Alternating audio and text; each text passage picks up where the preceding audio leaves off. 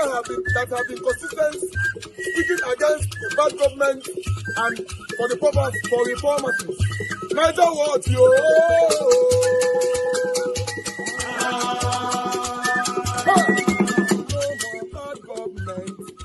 No more bad government. Niger what? No more bad government. Niger what? No more bad government. The only media that have been speaking. No more bad government. The voice of the voiceless. No more bad government. No more bad government.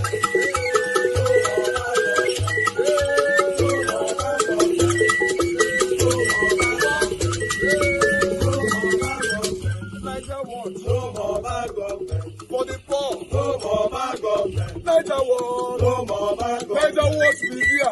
No more bad government. No more bad government. No more bad government. In Nigeria. No more bad government. No more bad government. No more bad government. The only media. No more bad government. The number one media in Nigeria. No more bad government. That have been speaking against government. No more bad government. Niger what? No more bad government.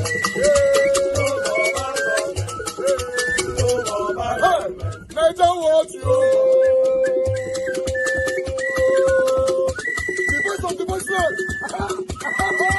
The voice of the voiceless.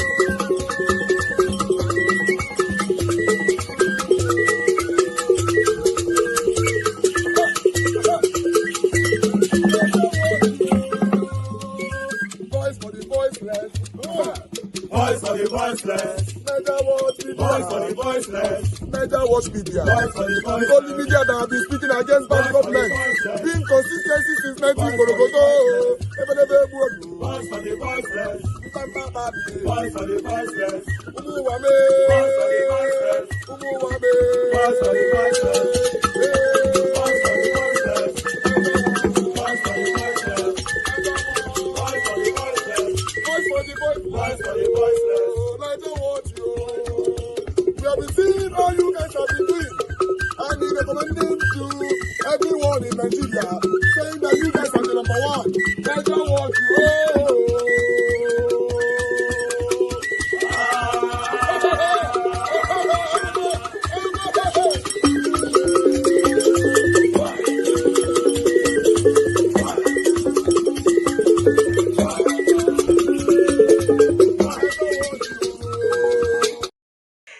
Our problem in Rivers State is gradually declining daily from state of emergency to political impasse. Now I don't know whether what we are facing is constitutional impasse.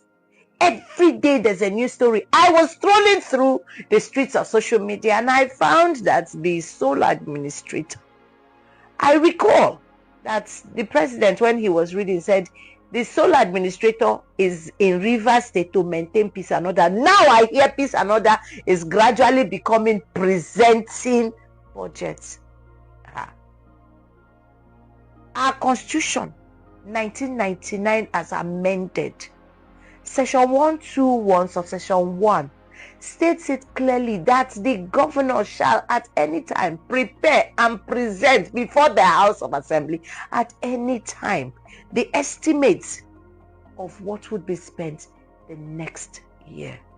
Please, which one is our sole administrator prepare? I recall his name is not governor, his name is sole administrator. He's not governor. So what exactly is going on? Are we breaking all the rules in our constitution? Is there an attempt to trash this 1999 constitution as amended?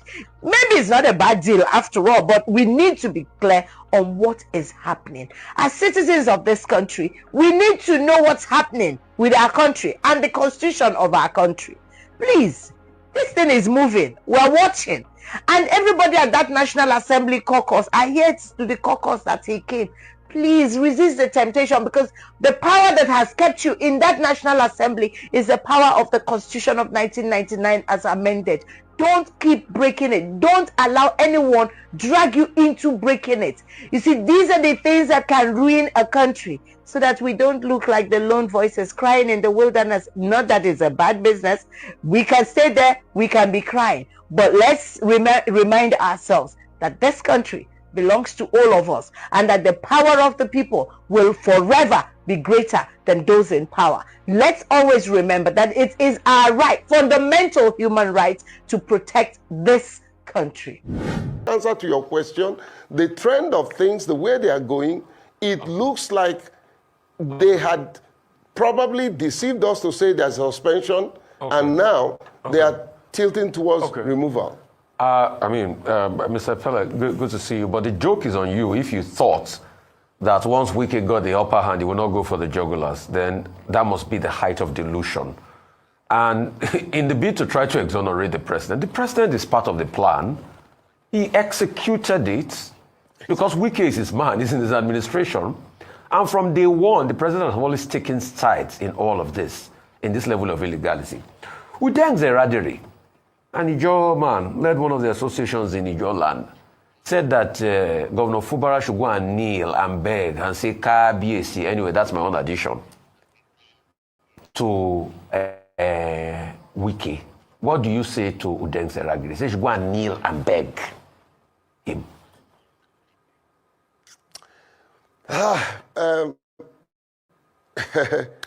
Oseni, my good friend,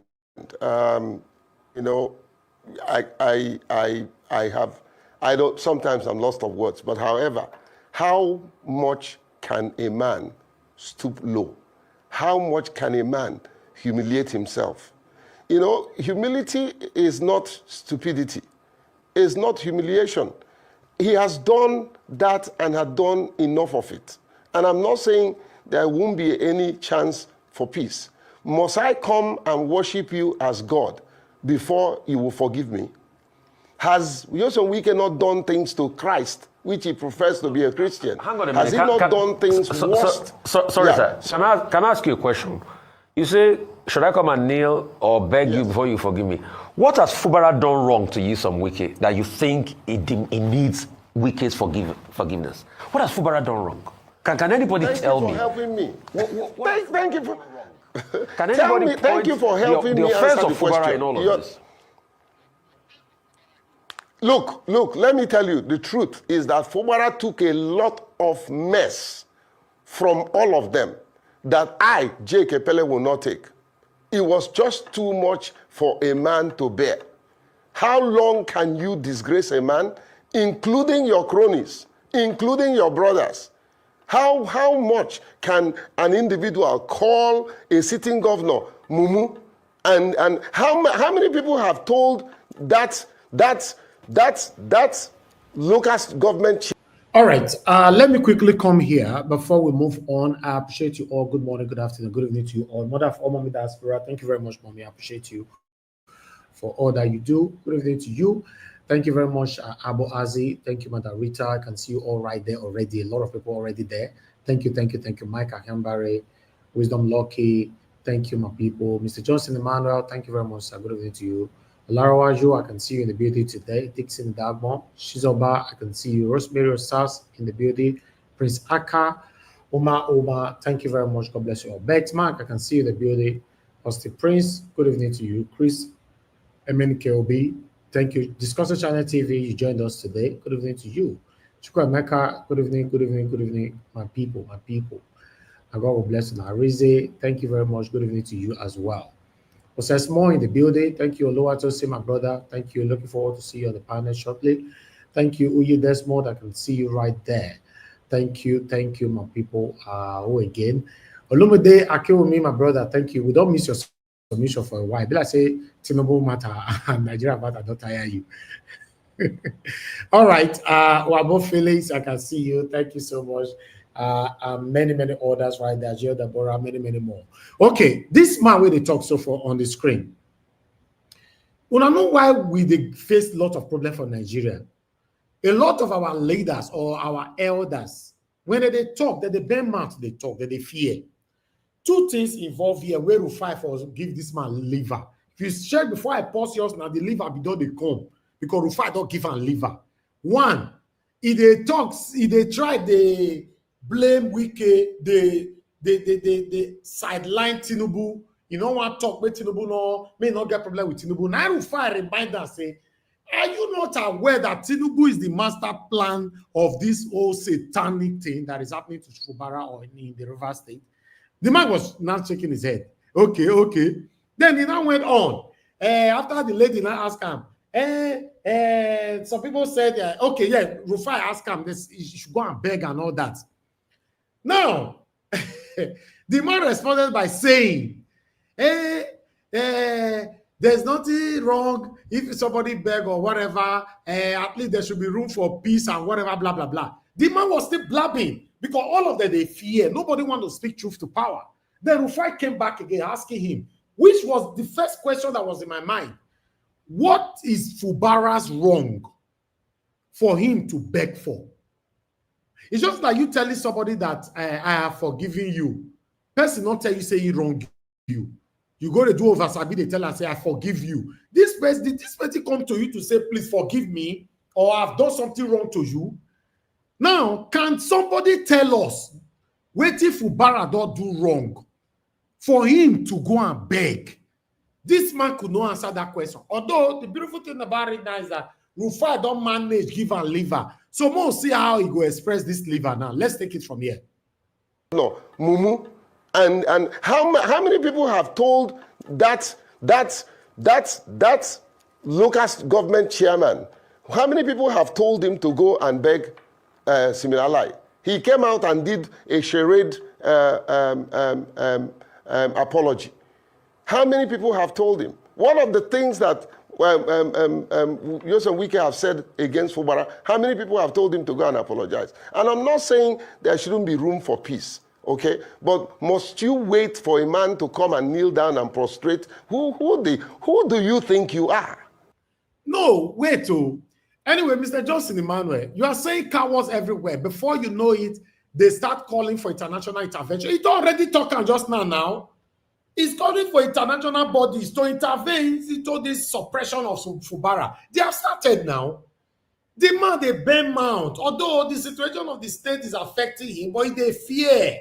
Rufai, give and liver. Say, oh, God speaking. Not they bend your mouth, they talk. Who do you think you are? Let's face it. You know, nobody feeds anybody. Is he putting food on his plate? I think we've taken enough of this rubbish. And it's absolute rubbish. And we must stop. All the people concerned, I don't know what covenant that Wike have with the president, that the president cannot call him to order. That's the problem.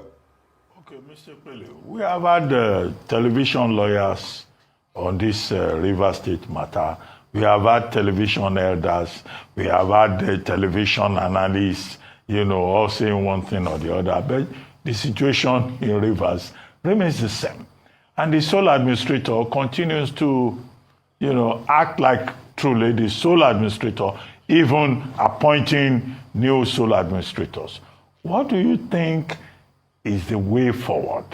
We have heard all these things about Wike, about Fubara, about this and that. Meanwhile, the sole administrator is digging in, is appointing satellite sole administrators.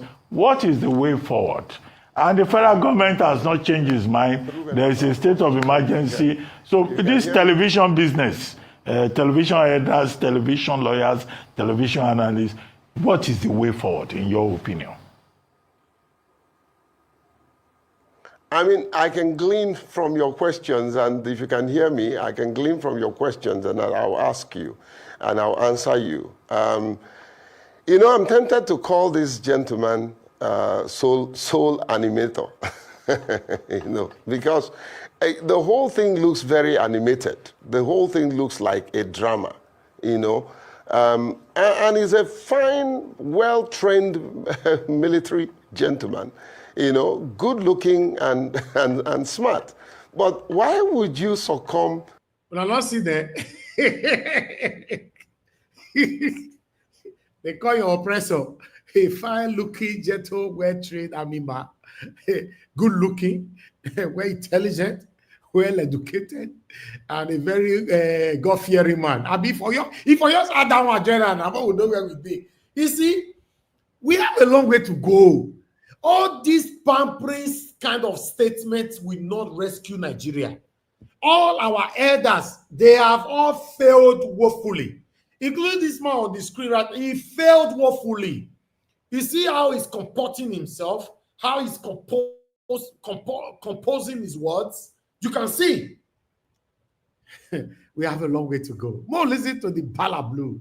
To people using you and making you look like you don't know what you're doing. You know, why would people build their career and want to ruin their career at the expense of, you know, purported service? However, what's the way forward? Well, one, the National Assembly amended the president's position, the proclamation. They amended it. None of that amendment have been followed.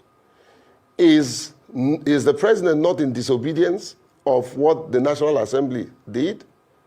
That alone is a violation. We need to go back to what the National Assembly amended. Set up eminent elders to begin to look into these issues. People who are neutral, you know. Secondly, all right. I have to stop this man. The man continues blabbing. It's getting me really upset, so there's no need to follow up. The man just wants to appear on the national TV. At least I've done my part. That's what he's doing. You know, in case Fubara say I not go talk, I don't talk, you know, but you are not hitting the nail. We are looking for that elder that we can trust, that we can rely on, that can heal the nail directly and speak truth to power. Not elders who package themselves, who jump the truth and start blabbing, you know, who is trying to deceive the gullible Nigerians, in the process also trying to hold a proper stand with the satanic oppressors that we have in Nigeria. That's what he's doing. That's what this man was doing, you know. So he was trying to stand in the middle, blame the Tinubu a little bit, try to convince and deceive the gullible River State people that at least I they talk. That's what that man was doing. But meanwhile, what do I know? I'd like us to move on right now. Let's talk about the Labour Party. Depending on who you ask. After months in which Mr. Abure and his supporters made legendary attempts to rip up the rule book and install themselves in office, bringing the party to its highest level of public disrepute in years, the faithful appear to have come together and say they are confident they can now move things forward. They say that following today's meeting, in which they unanimously ratified the leadership of Senator Nenadi Usman and her National Caretaker Committee, a new direction is being forged as they prepare to put in place a program for the conduct of ward, local government and state congresses, as well as the national convention of the party. So, after months of uncertainty, during which confidence was undermined in the party that Peter Obi took to the greatest, almost unimaginable heights, is the worst now over? Well, not if you ask Julius Abure and his supporters, who say they are fighting back. Well, for more on this, I'm joined now in the studio by Senator Victor Ome, who represents Anambra Central at the National Assembly under the umbrella of the Labour Party. Thank you very much indeed for coming in. And I have to apologize sincerely because we ate into your time because of the technical problems we had at the outset with Governor Soludo's microphone in Oka. What exactly is the situation now? We're hearing conflicting views. So let me ask you directly. Julius Abure was invited to this meeting today. He didn't attend, did he? He didn't attend, of course. Right. So we weren't expecting him. Well, you invited. Based on what he has been saying. Right. But you called a meeting to, according to you, bring into effect the Supreme Court judgment. What happened? Well, the Supreme Court judgment does not need to elicit any controversy anymore. In a simple man's understanding of issues, there was an appeal against two judgments of the trial court and the Court of Appeal, and that appeal was brought by Senator Nenadi Usman, appealing as chairman, National Caretaker Committee of the Labour Party, alongside with the secretary, Senator Darlington Mokocha, you know, as secretary of that committee. They are the appellants. So they came to the Court of Appeal against the judgment that recognized Julius Abure as national chairman of Labour Party. And the appeal succeeded. And the cross appeal filed by Julius Abure was dismissed by the Supreme Court. So looking at this ordinary presentation, you will know that somebody won and somebody lost. There's no way somebody who lost an appeal will come back and say, nothing happened to me. I'm still where I am. With all due respect, Senator, if you boil down what the Supreme Court said, yes, the court said that you have to use your own internal mechanism to sort out the problem. Yes. That's really what it says when you boil it down. So the question is, which one of the two groups is ascendant? Is it Nenadi Usman or Julius Abure? Of course, it should be Nenadi Usman and his group and her group. Before this matter went to court, you have to understand that INEC had taken a position on the leadership of Labour Party, that the tenure of office of Abure and his led executive had expired and ceased to deal with them as officers of Labour Party. Yeah, but INEC also had to obey the subsisting court ruling when it came up. Yes, now the court, because they started recognizing Julius Abure as national chairman with his team, based on court order. And those court orders, the trial court and the court of appeal, have been set aside. So the orders the two courts made directing INEC to recognize Abure as national chairman of Labour Party had been set aside by the Supreme Court. What it means is that we have now been returned to the position where INEC rightly determined as the monitor and regulator of political parties, but the problem, their tenure has ceased to exist. The problem, and the party had taken some steps to fill the vacuum. Yeah, but who is the party? That's the question, because there are two sides to this, and they're both interpreting that Supreme Court judgment differently. I mean, Ms. Usman says it's in her favor. Mr. Abure says it's in his favor. Do you think, I mean, is it necessary to approach the courts for clearer interpretation? I mean, if you read the concluding pages of this judgment, and I have looked you have it. Yes, you will see where the Supreme Court summarized their findings on the appeal by saying that the order made by the two courts below directing that Julius Abure should be recognized as the national chairman of Labour Party is hereby set aside. It means that he should no longer be recognized as the chairman of Labour Party. Yeah, but why does the court then say that you have to use your internal mechanisms to sort out whatever problems you've got? No, that is the natural thing. The decision, it is the natural thing. Yeah, but the decision it made was that the appeals court does not have the jurisdictional power to decide the case. Prior to the matter coming to the Supreme Court, Abure was recognized as national chairman of Labour Party by the orders made by the two courts below. Before then, he was not recognized as chairman of the party because his tenure has expired. He went to court. He was the one who went to court. And the court found in his favor, the trial court and the court of appeal. On further appeal by Nenadi Usman and the secretary on behalf of the National Caretaker Committee, the Supreme Court set aside the order made in his favor. He filed a cross appeal. The Supreme Court dismissed his cross appeal. I understand. How can you now come and begin to say that the state of affairs still remain the same? Well, but that's what the judgment said. No, it didn't say so. It didn't say the state of affairs. It said you needed to use your own internal mechanisms to sort it out. That's what we have done. We have filled the vacuum by creating the National Caretaker Committee because we are human beings.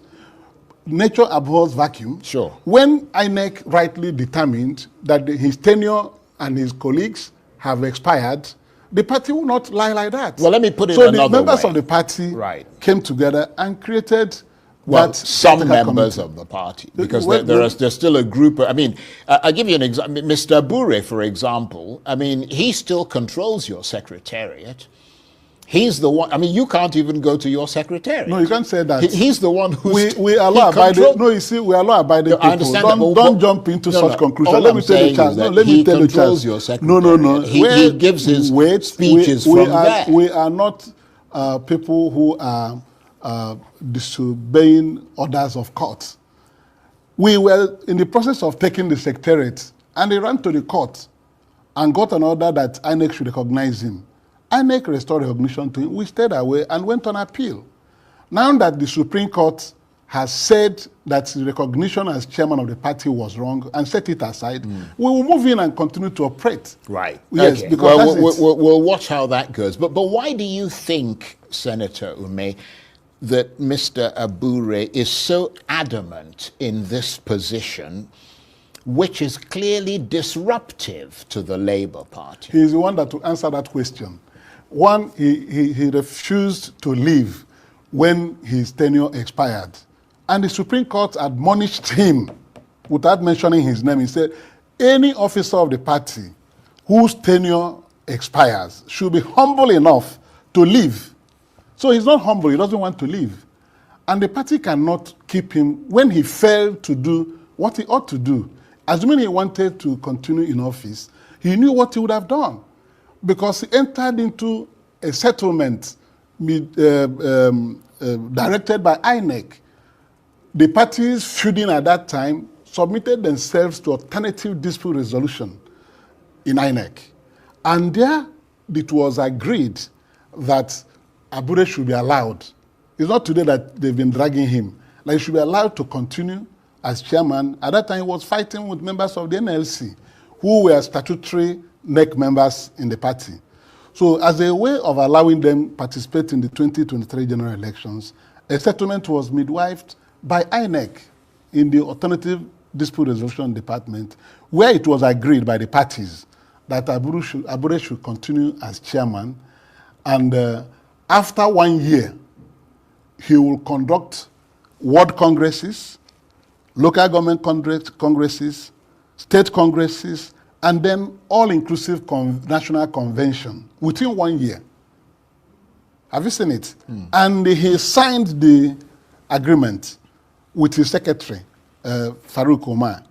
And this settlement was taken to the Federal High Court, presided over by Justice Gabriel Kolawole, and it was admitted as a consent judgment between the parties. Since that time till today, Abure has not conducted any ward congress, no local government congress, no state congress. And he jumped in to say he has conducted national convention to return himself and his cronies back to office. That's a breach of the agreement. Right. It's a breach of the agreement. Right. And because of that, he made the mistake. When he wanted to do this, you know, I was former national chairman of ABGA for 10 years. Yes, you were. So I advised them that you cannot hold a convention without building from the bottom to the top. You must put ward structures in leadership, local government structures in leadership, state structures in leadership. Then these people will now arrive at the final state convention and national officers. Right. It's not a rocket science. I have to apologize. They refused to do all that. Right. And wanted to foist themselves on the party. That's what the Supreme Court told them. Right. If your tenure expires and you fail to do the right thing to renew your leadership, you humbly bow out. They failed to do that, right, and they want to continue. Well, in spite of all story building like Governor said to you, will you start from the Isn't the Constitution had given them that prerogative to be able to determine how they run the affairs of the party? It didn't give the... Where did the delegates come from? How can you generate delegates if you start the congresses from the top? So you imagine that, naturally speaking, that as soon as the Supreme Court ruled a few days ago that Mr. these things, himself and his colleague in the NWC, and exit the stage. Is that the position? Yeah, exit the stage, but that does not mean leaving Labour Party. The door is still open for him to run for election if he wants to remain as national chairman. But the processes must be followed through. He would have to wait when we have, the structures from the wards and up. You were at the NEC meeting led by Mr. Peter Obi and Senator Nana today. It does look like from what I hear, because I listen largely to almost everybody who spoke, the disappointment that looks like Mr. Abure is being sponsored or used by external forces. Why do you people feel like that? Well, in African palace, if the witch cries in the night and the baby dies at dawn, of course you know where to locate the problem. Certainly, an Abure, you begin to wonder what is giving him the guts. This was the same Abure who rose by subterfuge from Assistant Secretary of Labour Party to become national chairman. I don't want to go too back. You cannot even begin to interrogate that. You begin to wonder who is funding him. Why is it that in every off-season election in all the states, there are issues around money and the wrong use of money? Can Abure tender an account of the party, a party that you leave penniless at every point in time, yet you sell forms, you go, there is a fiasco. So talking about who is funding him, it's like asking who is funding the crisis in the PDP. We all know how it came about. What does your gut feeling tells you about the crisis in the party? You think that some people are funding it? Of course. Who are these people? The people who were shocked by the phenomenal rise of the Labour Party. Who are those? Is it the PDP or the APC? The APC, oh, especially. The APC is funding Abure. I wouldn't know, but he is in bed with them, so they say. Oh, really? Yes. That's what is going on. To what end would APC be funding Labour Party? Well, they know that the Labour Party is actually the opposition party, the number 2 party in this country today. And they know that it is a veritable platform for us to challenge for the presidency. You know what happened last time around, the glitches and all of that. But for that, the Labour Party, of course. Why do you think Mr. Abure will subject, based on your own allusion and your claims, why do you think Mr. Abure would subject himself being used by the ruling party against his own party? Let me tell you why. Some people prefer to be kings in hell rather than be a chorister in heaven. Is that the case? Yes, and so Mr. Abure and his cohorts feel that this is time for them. They have gotten one state, has members in the House of Reps, in the Senate, in the state assemblies, and so it is time to reap from their sweat. Of course, they worked hard for the party, but a party is not run on the sentiments of a few individuals. In the APC, for instance, His Excellency Adamu Abdullahi led them to victory. Is he still chairman of the APC today? If it were an Abure, he would insist that he will remain chairman of that party. Let me go to page 47, and I hope that my producers can provide us, because I want our viewers to be able to have understanding. A lot of you who may not be privy, and we will see how we can probably put the judgment as available to me here on the channel's website, and we'll see if that can be done before the end of the program. We'll put it on our website. Maybe a lot of. Unfortunately, I don't have time. I would have continued with that, but I want to give credit to Shehu, how he managed to practice top-notch journalism right there to bring words out of this man. Yes, the man started by saying there are people behind Abure. Shehu managed to push this man, push him to go measure APC. I like that. I really do like that. So, but the truth of the matter is that I'm not surprised, because I told you guys just yesterday here, Abi, before even this interview, that Abure is already working with satanic people who are doing everything possible to silence Peter Obi in totality. But meanwhile, I'd like us to move on. Thank you very much, my people. I appreciate you all. Press on the like button, help us to share. Wait till it's up now. Now they press this liking. I say everybody just come in and start watching, but you know, to press, how can I have 79 likes? Now 79 people they watch me so. 79.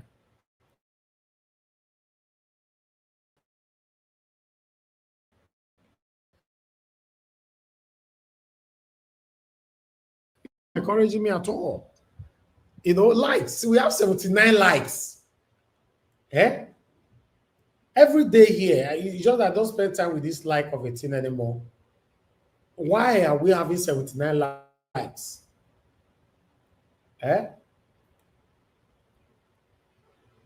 Can somebody press on the like? As we speak right now, it's still the 79 there. I don't know whether I don't increase or look. It's not 95.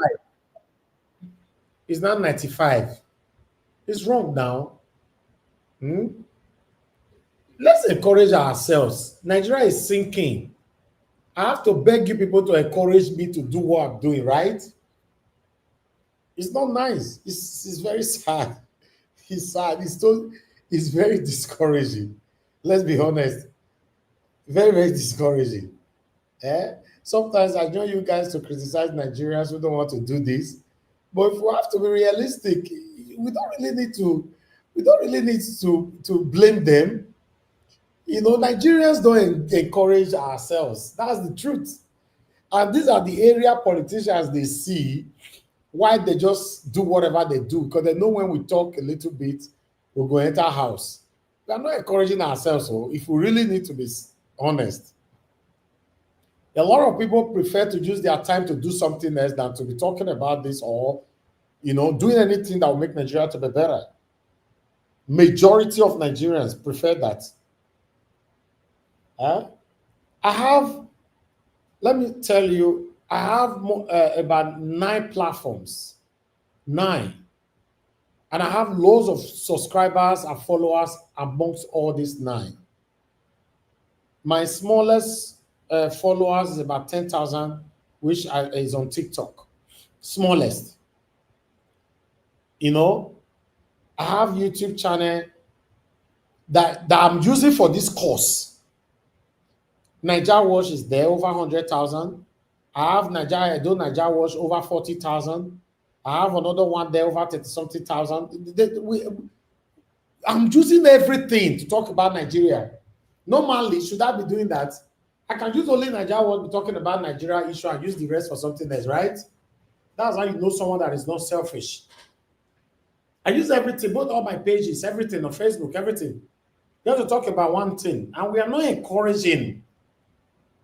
I'm telling you guys, because I go use all these words against you tomorrow. In case I don't wake up tomorrow and say I'm not getting hand for this matter again. If I hear pain, if I hear pain, like this video I'll come play for you. Say, hey, the time why they talk, and not hear me that time. But I'm not encouraging now. Sometimes I'll just talk for a whole 4 hours. Nobody will buy me coffee. And people who also buy me coffee on this platform, they are the same people. If you have to check it. Have you ever seen a strange name, a new name, support us here on this platform? It's difficult. It's the same people, 1 to 5 people or so. About 5 people or 6 or maximum 10. But the same name, the same people. It's not nice. If you know you cannot financially support us, that's fine. Press on the like. Press on the like. My panelists go come here, they go talk. Some of us go get headache. For our voices to go far, to get the change that we are craving for, we don't go press like. I be some satanic people listening here, we also be listening at like na money. But we don't say we una full year. There's that believe say no, na like, maybe they like, and whenever you press our money, go enter account. Wow. So people will carry calculator for another person matter. Like, wow. But meanwhile, I like us to move on. God bless you all. Let's begin what's trending in Rivers State, with reactions trailing the appointments made by the sole administrator of the state, Ibok Etta Ibas, despite a court order barring him from doing so. Well, in a move that has left many in disbelief, Ibas on Wednesday appointed administrators for the state's 23 local government areas, barely 24 hours after a federal high court sitting in Port Harcourt issued an order restraining him from appointing LGA administrators. Well, according to the secretary to the state government, Ibas has also approved the reconstitution of some board of agencies, commissions, and parastatals that were earlier suspended. The wave of appointments has raised questions about executive overreach and respect for judicial processes. Let's take some reactions. This is from Sege, who wrote, "The judiciary have completed their madness by handing over the country's justice system to politicians.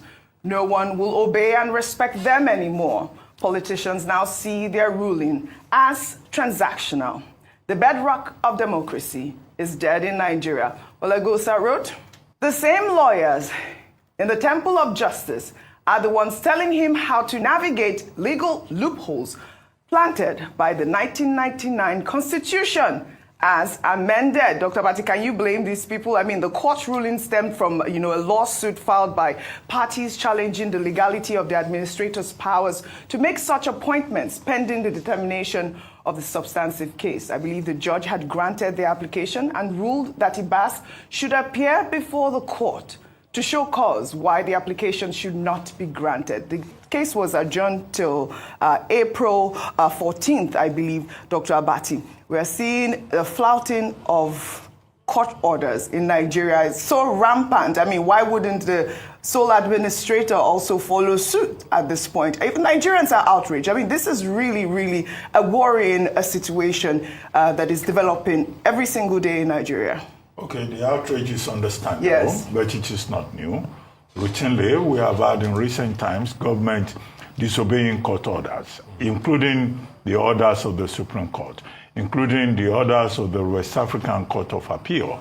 In other words, in the same country where people take the oath to defend the rule of law, they violate the same rule of law. And that should be of concern in terms of the place of the judiciary. How can you say you are running a government based on the rule of law and the courts give directives, they give rulings, they give judgments, some of them declaratory, mandatory, injunctive, and then people routinely, because they occupy positions of authority and power, disobey the courts? I think that is an issue. Number two, in Rivers State, it's about the fact that even the declaration of a state of emergency and the dissolution, people of Rivers State who have seen this. I would like to quickly project concerns Nigerians who reacted to what is happening in Nigeria in a different way. But I would like us to start with C. King. C. King also reacted. In fact, let's take this. Breaking news. Our fake president, Mr. Tinubu, that told us that he is going to France for 2 weeks working days. The president of France himself now has just been found in Egypt. So that means say the president of France no say Bola Ahmed Tinubu dey inside France. Abi if you know she go leave Tinubu for France, they go Egypt. One, let me tell you people the truth that you don't know. There is nothing like he's going to France to go and work. He's not going there to go and work. He does not have health. He have health issue. He's looking for help concerning his health up and down. That is why he went to France. Imagine as he take embezzle money rich. They say now you build Lagos. You build Lagos. You cannot build hospital that can take care of you. They say health is wealth. But look at you, Bola Ahmed Tinubu. You have wealth, but you don't have health. Health zero. You cannot build wealth. You steal wealth. You know if you build health for yourself. They talk say now you build Lagos. So in the whole Lagos state, you could not build healthcare center that can take care of you, no matter how sick you are. And you build Lagos. Then they tell us every day, say now you build Lagos. Now you are even a president of Nigeria. You have been there now going to 2 years. You still cannot build hospital in the whole Abuja that can take care of your health. Too sad. Too bad. We have had a northern president from Katsina for 8 years. Before he came, we did not have a single IDP. All our local governments were safe. Now Katsina State, 22 out of 34 local governments. That is 65% of Katsina. Is under siege. Borno State is more secure and safer than Katsina. that we had a president who is from there. That is a failing of us Northerners. We need to look at ourselves. And now here we are. We have a leadership. We have a vice president number 2 who is from the North. We have a Speaker of the House who is number 4, who is from the North. We have an SGF who is from the North. We have the senior most military officer who is from the North. We have all the ministers of defense from the North. We have the Minister of Police from the North. We have the National Security Advisor from the North. President Bola Ahmed Tinubu will look at us and say, you guys have no excuse not to bring peace to your land. So it is up to us to look at ourselves in the mirror, we Northerners, especially those in government, and lock the door and say, people, how do we take care of these problems? President Bola Ahmed Tinubu from the Southwest cannot come and bring peace to us. It is us that must bring peace to ourselves. And it is not the military that will bring peace. I've said it again and again, banditry can never be won on the battlefield. We are just putting the military to clean up after this mess. They're everywhere. So Northern leadership, all of us, must come in, lock the door and sit down and see how we can bring peace to our land. 15 years of Boko Haram, 9 years of banditry. Are we going to continue this forever? I have friends in the United States calling me and say, did you see the primary school where these kids were taken? Blown roof, nothing there.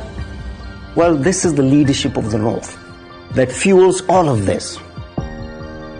And we're looking elsewhere, we're blaming somebody else. No. Leaders of the North, those in government and out of government, it's time for us to look ourselves in the face and say, we have failed our people, we need to do better. The military cannot bring peace to ourselves. None. We must all get involved and stop this nonsense, this Boko Haram, this banditry. This our problem in River State is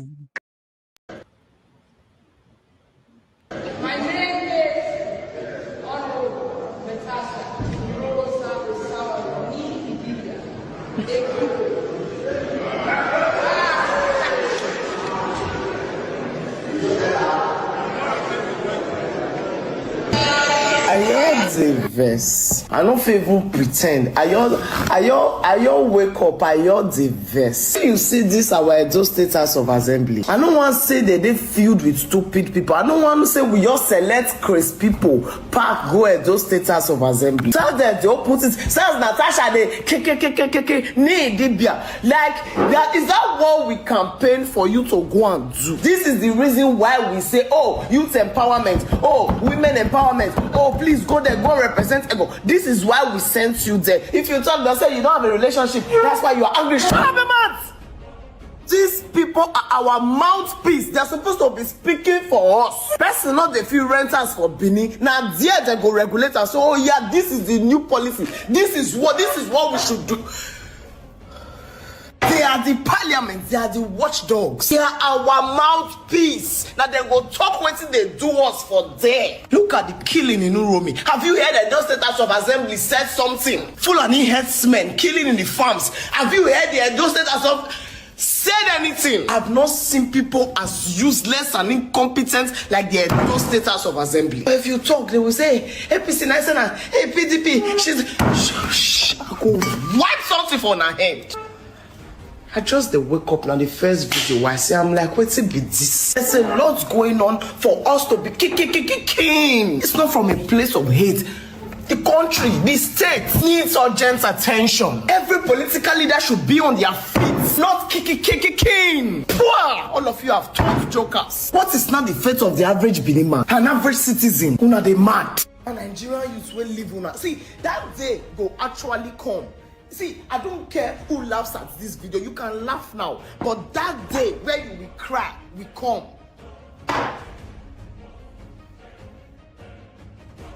Nigeria. President Bola Ahmed Tinubu, Mr. President, sir. At what point will the lives of Nigerians begin to have value and meaning in this country? National Security Advisor Oganuhu Ribadu, IG of Police Kayode Egbetokun, Chief of Army Staff, Chief of Defense Staff, Ministers of Defense. The constitution of this country, they clear. that the primary responsibility of government will be the protection of life and property, not just to the build coastal highway, because infrastructure will be built for human beings where they are alive to fit use them. That is more than 50 people were killed in Plateau State, and the president still there for France. They meditate and ponder about in reform of his government. Not to talk about the ones where they kill for Kebbi, Katsina State, Funtua local government. The ones where they don't kill for Benue, for Ondo where they protest. Up till today, the president never visit one of those communities because he doesn't think it is very important.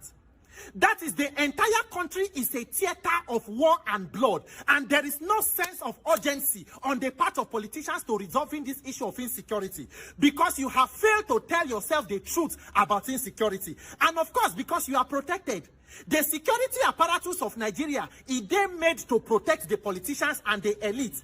If to say one senior politician don't die from these bandits and terrorist attacks, the rest go sit up to fix the issue of insecurity.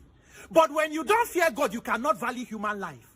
That is, Nigeria don't reach the point where we say the lives of human beings don't become ordinary data and statistics. If we wake up tomorrow, 50 killed in Plateau, they say, 2023 should be 100. 40 killed in Benue, it be 70 now before now. 20 killed in Zamfara. Nigerians, human beings with loved ones, people will get name, person papa, person mama, person pikin, person brother. Human beings, mothers slaughtered on top of children, people killed in the most heinous and barbaric manner. Yet, there is no sense of urgency in resolving the issue. Nigerian politicians, you have failed to tell yourself the truth. And if as leaders, you are not part of the solution, then you are part of the problem. And we know if it use problem to solve problem, we are wasting our time. The solution for Nigerians now, not to fix INEC so that you can get incompetent leaders with sincerity of purpose. If not, waiting with the use, not to use problem, solve problem, it will not work. It is a waste of everybody's time. When you talk tomorrow, APC supporters go say, no be today the thing start. So because no be today starts, no be today it go end. Plateau State done the battle insecurity from as far back as Governor Joshua Dariye, even before him, until today. What exactly they go on with Nigeria insecurity? Waiting they happen with ungoverned spaces for Nigeria. Bokos, Mangu local government, every day Benue, Agatu, Gumagwe. What exactly is the problem? Nigerian security system. Nigerian law enforcement system, why be say our own intelligence no dey fit catch criminals and kidnappers? Now when it comes to peaceful protesters, now that time when our intelligence go work. Once you say peaceful protest go day tomorrow, police go get intelligence today. Nigerians with they play, make una they deceive una self. What exactly is the truth? Create state police, they say no, governors go abuse them. The ones where federal government abuse police, now who carry them go prison? Nigerians, we must tell ourselves the truth. We should not allow the deaths of fellow human beings to go without notice. Imagine say as we sit down for this Lagos, people you hear say they go attack your community, slaughter your loved ones, God forbid. Because for Nigeria, there are so many ungoverned spaces. You get places where you go there. If anything they happen that they kill people there, now only blood of Jesus and inshallah go fit happen now. The security does not even get up to that point. Nigeria, we must develop a higher level of moral consciousness. What exactly be the truth about insecurity for Nigeria? National Security Advisor makes statement talk say the greater percentage of weapons where the criminals that they use, it come from stolen weapons from government armory. That is, criminals and bandits, they get access to steal government weapons, use them, they kill citizens, and the government is unable to protect the citizens. Hey! Nigerians so much you. Nigerians. Because of our criminal justice system, we fail to prosecute people where they don't catch before. The governor come out for Plateau State, come make statement say the era of perpetrators going free has ended. So if we don't get the time where people will kill people, they catch them, they arrest them, and later they free them. Make we they play, Nigerians. Very soon the truth will come out. How many be police, and what exactly is the capacity of our law enforcement to protect people? The former IG of police under Jonathan, IGP Solomon Arase, he talk him. He said out of the about 400,000 police where they Nigeria, about 200,000 are protecting politicians and their families and the elites. Calculate the number of police where they protect governor, deputy, in wife, their family, all speaker, House of Reps, their families, all House of Rep member, all senators, judiciary, State House of Assembly, commissioners, everybody. Not to talk about the ones where they for religious institutions, where they protect Mommy Gio, Daddy Gio, their family, the one where they protect Imam, Sheikh, Alufa, and the rest of traditional institutions, the one where they carry posts for Olori. How many police go remain to protect others? For Nigeria, if you make small change, even as Yahoo boy, you fit carry 2 mopo. That's how they be. That is the recklessness and anyhowness in Nigeria's system. Tomorrow they go say, may they call army to come. How many be army? What is their welfare? Nigerian military is actively in work in the 36 states of Nigeria, including FCT. And Nigeria know they fight war with any other country. People are living in internally displaced people camps in this country in their thousands. Even in Abuja, yet Nigeria know they fight war with another country. Nigerians, we must wake up. Nigerians, to put value on our lives, it depends on us. Now, the same value where we want to see, now we must demand for. We must demand for the kind of value and dignity that should be accrued to a human life. Every day, slaughtering of human beings, and everybody just they move on. Tomorrow, those of you will be Yoruba Ronu, because you think the president from your place, you want to come do ethnic bigotry. I pity you. You are amongst men most miserable. Go ask people of Katsina State. 8 years of shouting, say Baba, how far? How many they carry for Funtua local government? You should know that today's victims were yesterday's survivors. Tomorrow's victims will be today's survivors. The dead can no longer die. The next set of people will go die when Nigeria go happen to, it will be from the living. May your own life not become statistics of data of banditry and kidnapper before you receive sense and courage to demand for a better country to protect everybody instead of supporting evil and injustice. May God protect the life of the living, grant rest to the dead, and give the living wisdom to act in our own interest. God bless Nigeria. My name is Peter for Nigeria. We don't come again. How are they? Today, we are going to be talking about what is happening in Nigeria in terms of borrowing. Remember, our politicians have been borrowing and borrowing and borrowing for themselves, not to help you and I. During the time of Buhari, the one I can remember, Buhari borrowed and borrowed and borrowed to the last day, 24 hours before he left office. Buhari still borrowed. Barrister Mike Ozekome, the senior advocate of Nigeria, will take us through on that one, on this particular video.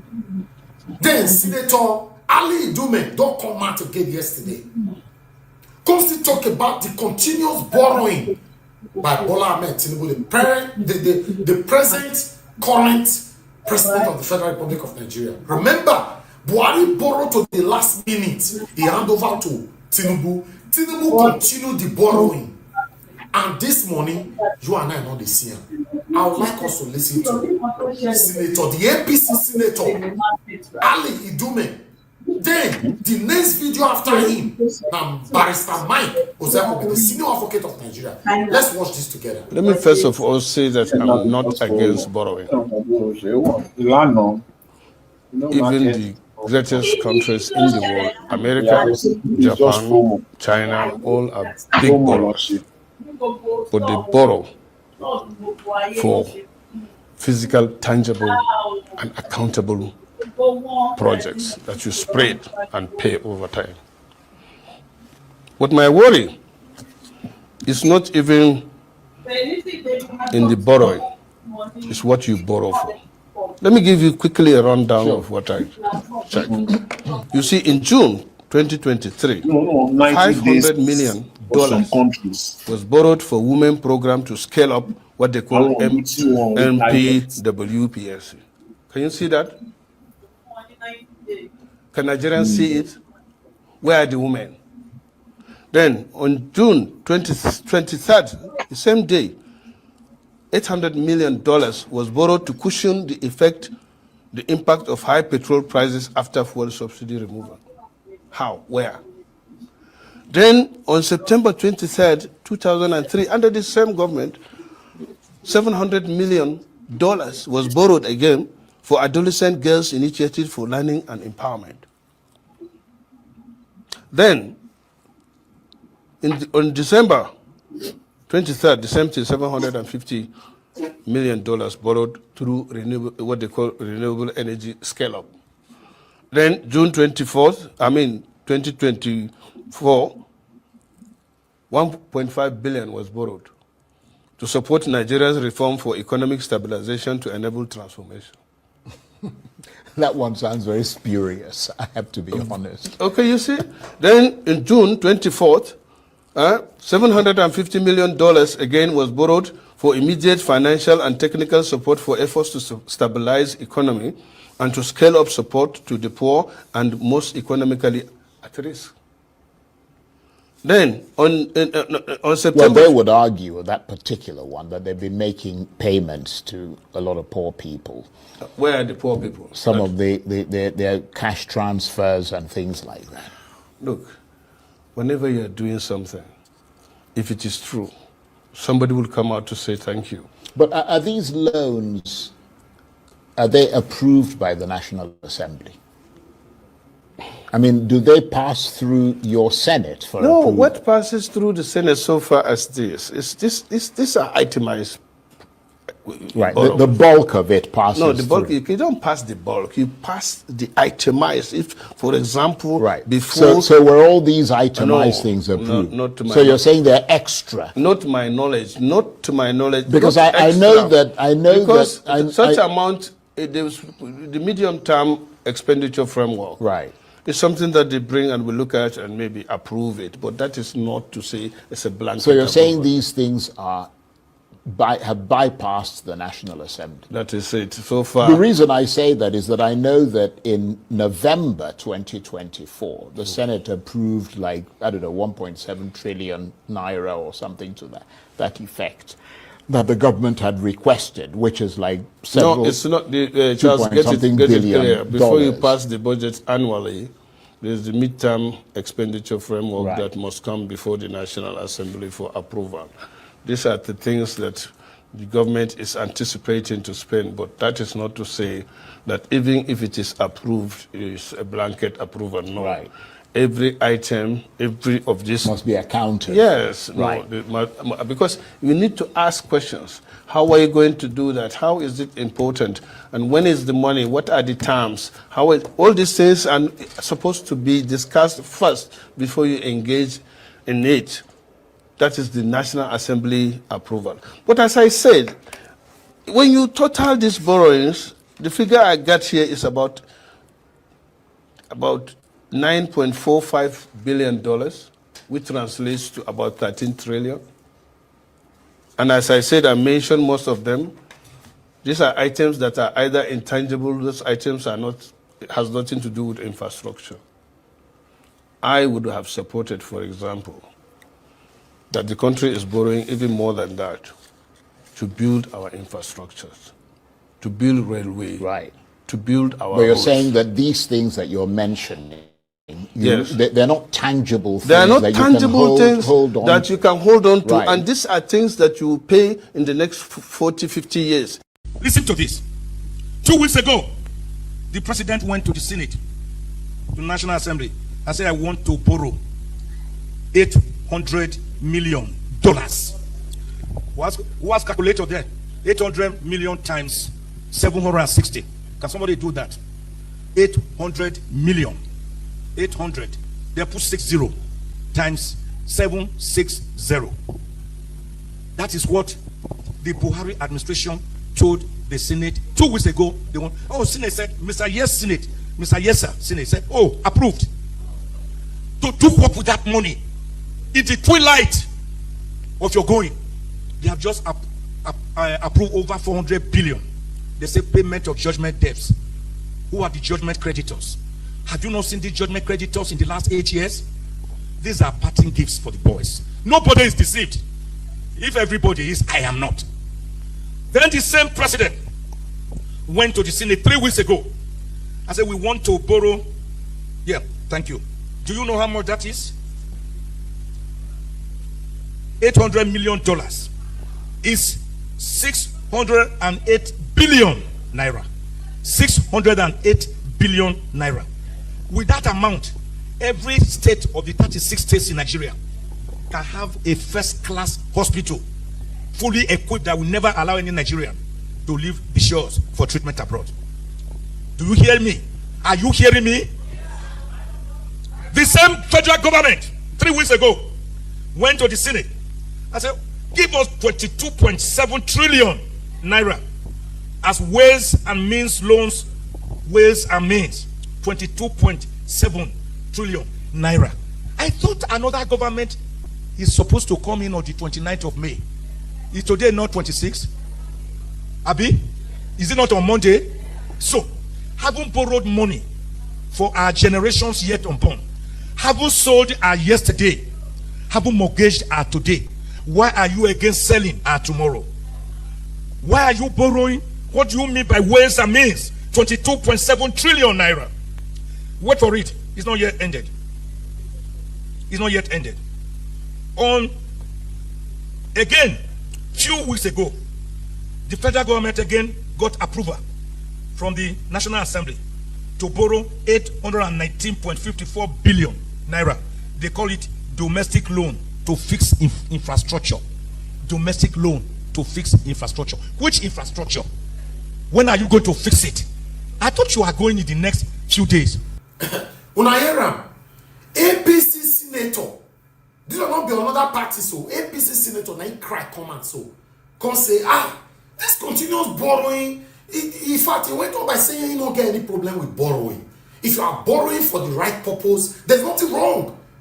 Dubai borrowed a lot of money to beautify their country today, and they have paid back all the debt. Today, they are living like people in heaven, if there's any word like that. Nigeria continue to borrow. Look where we are today. We are not going anywhere. These people borrow to rig election. They borrow for their selfish interest. They borrow to satisfy their selfish needs. They borrow for their family members. They are not borrowing to stabilize the country. Just imagine all the money Buhari borrowed, according to Barrister Michael Zekome, and all the money Tinubu continue to borrow. Nigeria is still sinking. Every day Nigeria is sinking. If you listen properly now to the background of my voice, you will hear generator they work. Nothing is working in this country.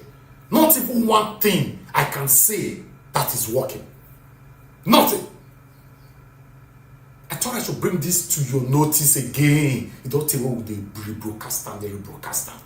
I thought, okay, since I don't come on yesterday now, make una let us sink in our head to know that we are not going anywhere. Rather, Nigeria is dying every day. Thank you very much. This is Nigeria Watch Media. Join us every day, 7 p.m. Nigerian time. Let's continue to talk about the things that are affecting you and I. Share our videos, like our videos. All right, my people, that's the end of my presentation today. I appreciate every one of you. I would like to just Mr. Elvis. Hold on, sir. You know, just this headline here, quickly, as you can see there, River State administrator under fire over local government electoral cheese removal. That's it, you know. Yes, Peter Obi urged Nigerians to speak. May they not fear anything at all. I'd like to also put that headline quickly on the screen so that you know where we're coming from. As you can see right there, I stated that yesterday. Speak up, Nigeria is collapsing. Don't fear anybody. Peter Obi. You know, upon all this, people will still not speak up. Mr. Jonathan, you wanted to quickly say something. Go ahead, sir. Let me allocate. Yeah, I just want to ask. It's just a question. Senator Ndume, please don't let us praise him for anything. No. The question. You said what? I can't hear you anymore. Can you hear me now? Okay, yes. Yeah. I was talking about Senator Ndume, that what is the praise for him? For me, is the question is, the very clear question is, why now? Senator Ndume. Why? Why now? You don't mind that hypocrite babu. He was there for over 8 years. They be borrowing money. Buhari borrowed money for nothing. He didn't say anything. Let's move on. Okay. You people will have the time to do that.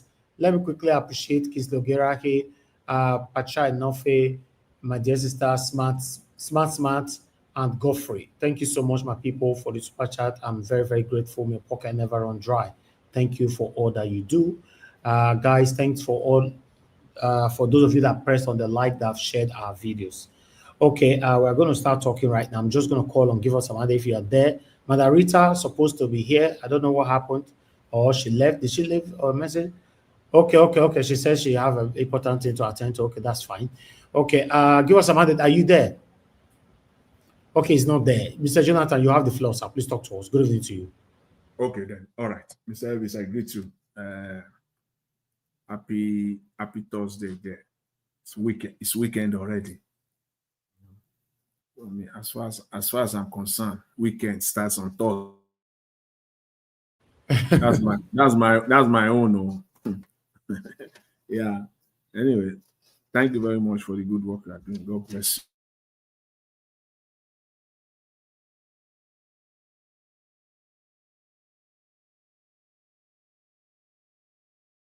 Mr. Jonathan, you just can mute yourself. Oh. Sorry, can you hear me now? Yeah, go ahead, sir. Thank you. Okay, yeah, I think I was saying I was greeting Mommy Diaspora, saying that God bless you abundantly, man. And fellow panelists as well. God bless you all, and the commenters, the prospective callers. God bless you all greatly. Welcome. You see, let me quickly say this, since I think I jumped in while you are concluding the presentation on Senator Ndume. My question to him is just, why now? Why is he coming out now? This is not new to us, and I'm glad that you supported it with Barrister Ezekome, SAN, one of those that is still standing, remaining in Nigeria that you can still, rely on. I'm glad that you quickly supported that. As Barrister Ezekome came out with that since 2023. So, and even on this platform, and I'll give the credit to myself. There's nothing wrong in that, to give credit to yourself. And on this specific one, I will do it. On this platform, I believe, by my own estimate, at least on 3 different occasions, if I'm not mistaken, I highlighted what he's saying, exactly what he's saying. So that's the reason why now okay, he has a bigger platform, a megaphone, as a senator, which is okay, fine. But Nigerians have been speaking on this platform. Myself, I highlighted it. In fact, I even put the link of the World Bank so that people will not be saying, what are you talking about? Or people will be saying, Nigerians, what's your evidence? What's your proof? I even put the link, the World Bank link and the IMF link,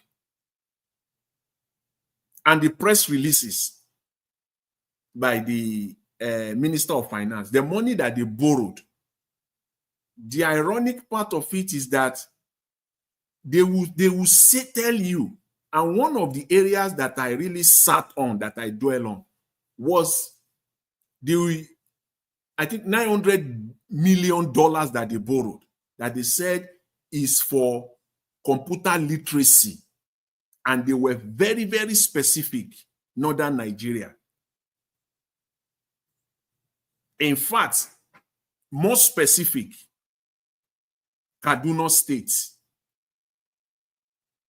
So my question then was that, okay, if $900 million, by now I want to believe that an average secondary school student in Kaduna State will have been a computer literate by now.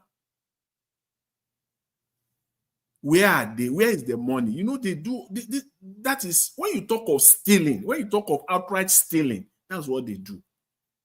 They do it with bold face, because they have to attach something to that borrowing. And they don't, with no fear, they do it with reckless abandon. They will just say they want to borrow. They will just attach a reason to it.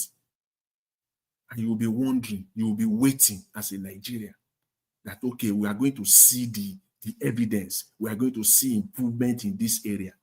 They just borrow the money, literally distribute it.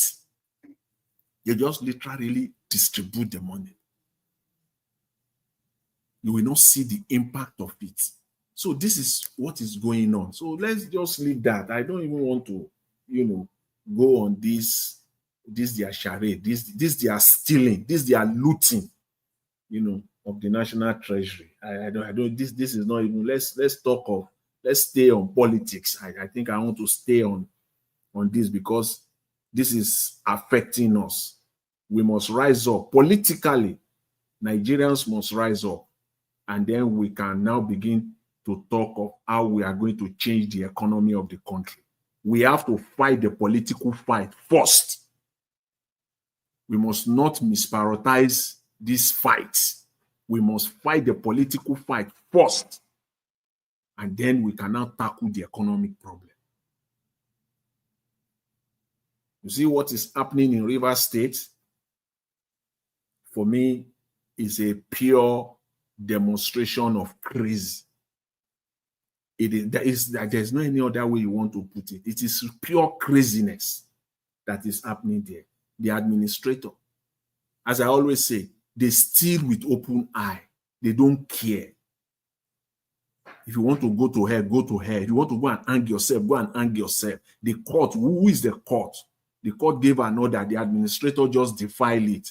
He doesn't care who will come after him.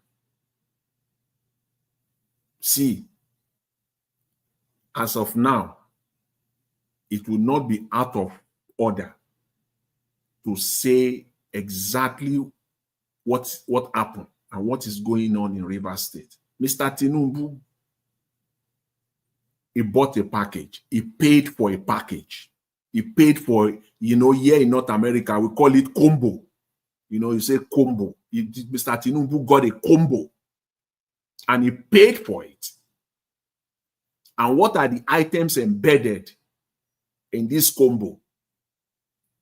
One is that Wike would deliver Rivers State at the 2023 presidential election. Two, that is what I believe as a Nigerian, having seen what is going on. It was a combo. He paid for a combo. And when you paid, you expect what you paid for to be delivered. Deliver Rivers State at the presidential election. Deliver the number one. Number two, deliver the resources of Rivers State that will enable me to achieve my own personal aggrandizement, whatever. And in exchange, you get FCT. I will give you FCT. No, it's a deal. It's a combo. That is something exchange hands. The first part of it delivered. So once I deliver the first part, you get FCT delivered. The second part of it is the problem that Wike has been unable to deliver to Mr. Tinubu. Wike has been unable to deliver that second part of the combo, which he has been paid upfront. That is why he will fight to the end because he has to deliver. Similarly, Fubara has been the stumbling block to Mr. Wike in delivering that second part of the combo to Mr. Tinubu. So it has Mr. Tinubu, as far as he's concerned, he has fulfilled his own side of the obligation. I have given you FCT, despite everything that Nigerians are saying. Mr. Tinubu turned a blind eye. It is like Wike can literally take GUN, terminate somebody today. Nothing. Mr. Tinubu will not say anything. That is the extent. Mr. Tinubu has fulfilled his own side of the deal. And it has now gotten to the point where Mr. Tinubu has to go all the way. You are not delivering this second part. I have to go for it. I have to go for this second part. Time is not on my side anymore.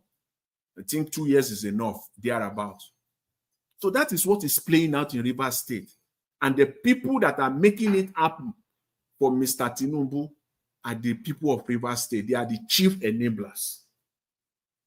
They are their own worst enemy. They have no value. They have no value at all. No value. You know, when a man has no value, the people of that state, majority of them has no value. I give it to those that are speaking. I give it to them. But the majority of the people of those, they have no value. They are chief enabler. And they are their own worst enemy. God help them if they do not make a turn, a 360-degree turn, their state will be nothing. All the resources will be stolen, will be taken away. And they will be picking up the pieces. But it's important for Nigerians to know the deal. Let's expose this deal. This is it. This in my own, by my own estimate, this is the deal. And we leave it there. The people of Rivers State, God help you all. You know, with respect to Labour Party.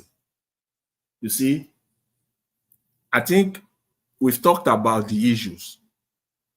And on my own part, I think there are two major issues when it comes to Labour Party. Two key fundamental issues there that is causing all this noise. The first one is the court judgment. I think, for me, I think that has been explained. And I think most of the Labour Party, especially on Mr. Peter Obi's side, they've gotten that and they are explaining themselves out now. It's clear. The second part of it that they are having problem that Abure and his team are still holding on to. The court judgment, they've taken care of that. But Abure is still holding on to another one. And the Nigerian politicians always have problems explaining themselves, almost all of them. That is when they corner them, they always have problems explaining themselves out. Even the best of them, that we say they are the best of them, they still have problems explaining themselves out. Yeah, it's a very serious thing. The simple one. Somebody said if Tinubu wins the election, he will leave the country, he will relocate. And the media came after the election when Tinubu stole it and he was declared as the winner. And they kept asking this man, but you said you will relocate, you will leave the country if Tinubu wins. So why are you still in Nigeria? He couldn't respond. They beat him and beat him. Whenever they want to silence him, they throw the question out to him. He will just be rumbling. He cannot answer it until when Dele Farotimi gave the correct response. They kept quiet. They kept quiet. Tinubu did not win, so I'm not going to leave. If he had won, then I will leave. I will fulfill my promise. He didn't win. What I said is that if Tinubu wins, I will relocate. Did he win? Which election did he win? Yeah. Yeah. Were they thinking that Dele Farotimi is a coward? That he doesn't. I mean, the man that speaks without looking for a word. Do they think that? Man, I don't understand. Yeah. Until when Mr. Dele Farotimi came and they silenced them. The same problem Labour Party people are having now. Abure is telling them and his people. Still on that one of the videos that you presented today, they still had to ask that senator. It's like they are in a corner.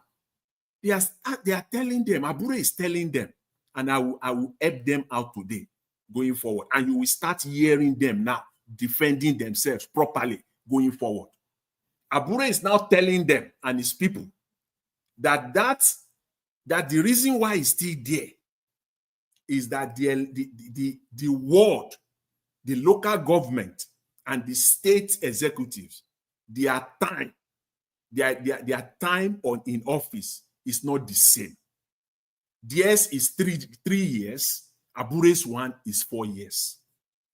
Whenever they put this one, whenever Abure people put these questions out, you will see the Labour Party, the Obi side, the other side, their mouth will be rumbling. They can't answer it effectively. And it's a crooked one. It's an hollow argument. No, it's incoherent. The fact that the election, the ward, the local government, and the state executives, the fact that their time differs does not mean that they will not participate in the emergence of the chairman of the party. Simple. Even it's like telling those states in Nigeria that have different governorship election cycle, that because you have different governorship election cycle, when it comes to presidential election, don't participate. That's it. You are telling them that you can't participate here when it comes to the leadership of the state, to the entire country. Now you are talking about the leadership of the party. So those people will not participate. What an hollow, incoherent position. Disjointed one, very disjointed one for that matter, that you can respond to them on the spot. So the people in that ward, the people in the local government and the state, they will not participate in the emergence of their chairman. So Abure has the right to just go straight to the top and conduct the national convention. Because why? They have different. That is what Abure is holding on to now. That is the only piece. And I was expecting them. The interview that Sheun had with that guy, that house rep, I was expecting him to respond. He couldn't. They have to respond to this so that you can silence Abure and silence them for good. So they will be disenfranchised, those people from the world. So their chairman, they don't have any say in it just because our own term has not ended. How? States have different electoral cycle. The fact that they have different electoral cycle does not mean that they will not participate in other elections in those states. They will. This is their right. They must participate in the emergence of their leader. Yes, sir, Mr. Jonathan, sir. Yeah. The question now is, those people, were they part of the convention at Burero, even though we know that that convention is a Zimbabwe convention? Were they even part of the convention? They are not. The word, the word. Honestly, Abure, sir, Abure belonged to a prison in the zoo where they would naked him and just create a glass for him. Honestly speaking. And it is the people, I don't know why they cannot deal with this matter expressly. Even the people, the Labour Party members from each and every ward, from each and every local government and at state level, Mr. Abure, how are you going? You have successfully disenfranchised us. We have the right to participate in the emergence of our chairman and the executive members of the NEC, the National Executive Council. It is our right as member of that party. You cannot change us and say we cannot do that because the time of those executive council of those ward, local government and state is not in tandem with your own. What stupid argument is that? What stupid argument is that? I think, anyway, we'll wait. They said they are law abiding, that they are just waiting for INEC to put to take care of it, put the proper. They're supposed, Oga Jonathan, there's also lock that book for inside one one ikoto. Maybe they lock inside one coven. Maybe they throw the key for inside ocean. How can they say they cannot deal with Abure? Hi, if to say now your state. Oh my God, this man therefore don't tell send and go house since. I don't understand. I don't understand though. But I think they have their days. They have only a few days. In fact, it's scanty. They just have a few days left. They have to do something about it and get rid of it. The only thing that is going to happen now is fight. Hello, Black Panther. You guys just talk with yourself. It's only 3 of you here. Give us a mandate, Mr. Jonathan and Black Panther. Just talk with yourself the next 1 hour so that we round up. Thank you. Okay. Thank you, okay then. Yeah, Mr. Elvis. Thank you very much. I appreciate that. So I think that's what I want to say for now. Let's hear the other panelists and then we'll take it up from there. I believe it's Mr. Give us a mandate or Mr. Black Panther. You guys can take there now. Let me drop my own. Okay then. I want to thank you for the analysis you gave yesterday, where you brought the constitution of Labour Party. That was a slam dunk. It was a beautiful slam dunk. I am not even deviating. I don't want to even hear anything, any nonsense from whether Abure, whether they say local government is so. That part of the constitution has nailed Abure. And the Supreme Court has said it, and power is now in the hands of the constituted body that's supposed to be. So I want to thank other people, other panelists. Give us a mandate. Thank Nigerians for giving us this platform. May God bless you. thank Mommy Diasporas and everyone listening to us out there. I want to say here, the Republic has ended. What we are seeing today is just the skeleton of the Republic. It has ended. Something, you see what when the guy that came from the north that Agbado arrested, they freed him. He's saying, talking about the Boko Haram issue, every Nigeria should fight this issue. He's even angry about it. He's a Fulani man. That's to show you that the Republic has ended. They know. The northern people are very frank. They know what is going on. It is the South that are just keeping themselves busy, looking for food, money. Meanwhile, their country is already gone. And they don't want to know. That's a big problem in Nigeria. If the cannon worm, the whole thing get broken, I wonder how they are going to keep their head in a very low, form, because since you don't know what is happening, you are just dancing around the whole country, dancing around Lagos State, just keeping your ear closed, your eye closed. You don't want to listen to what is going on. What if the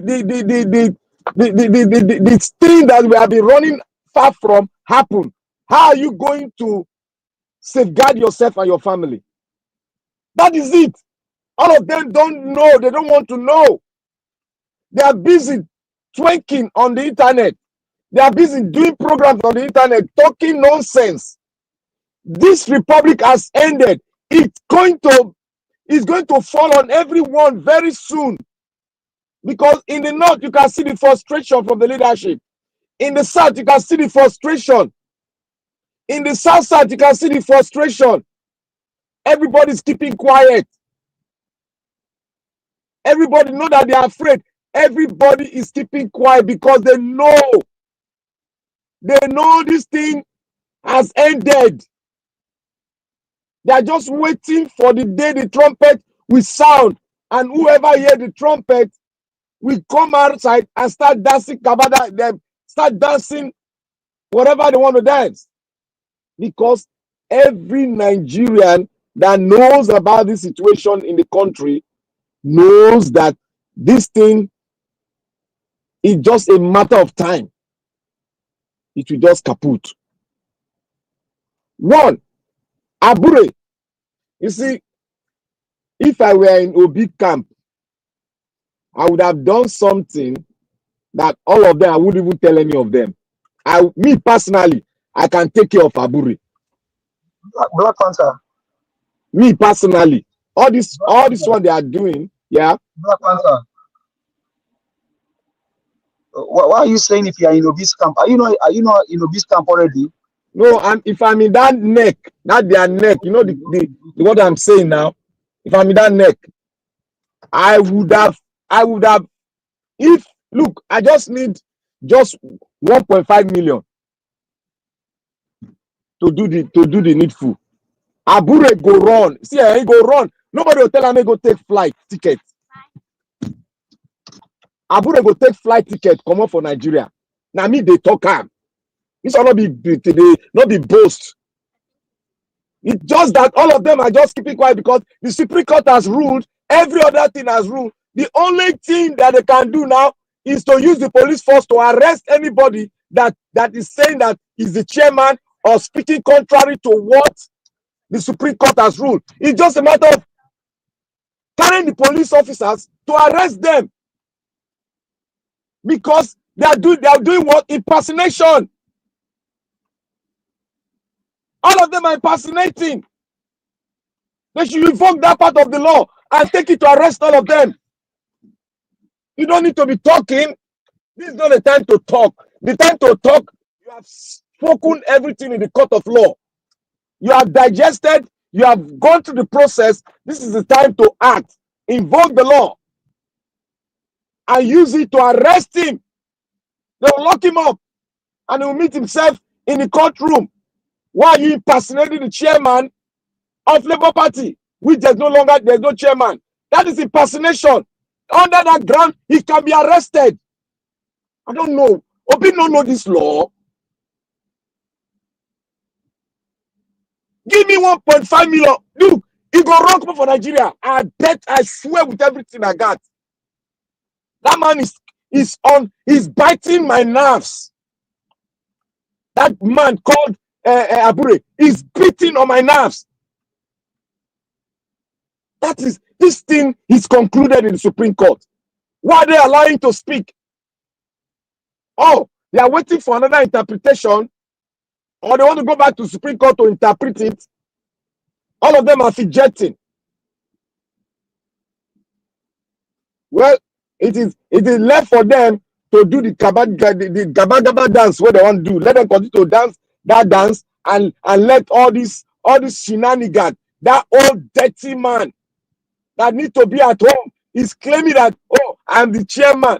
Ooh, what an audacity.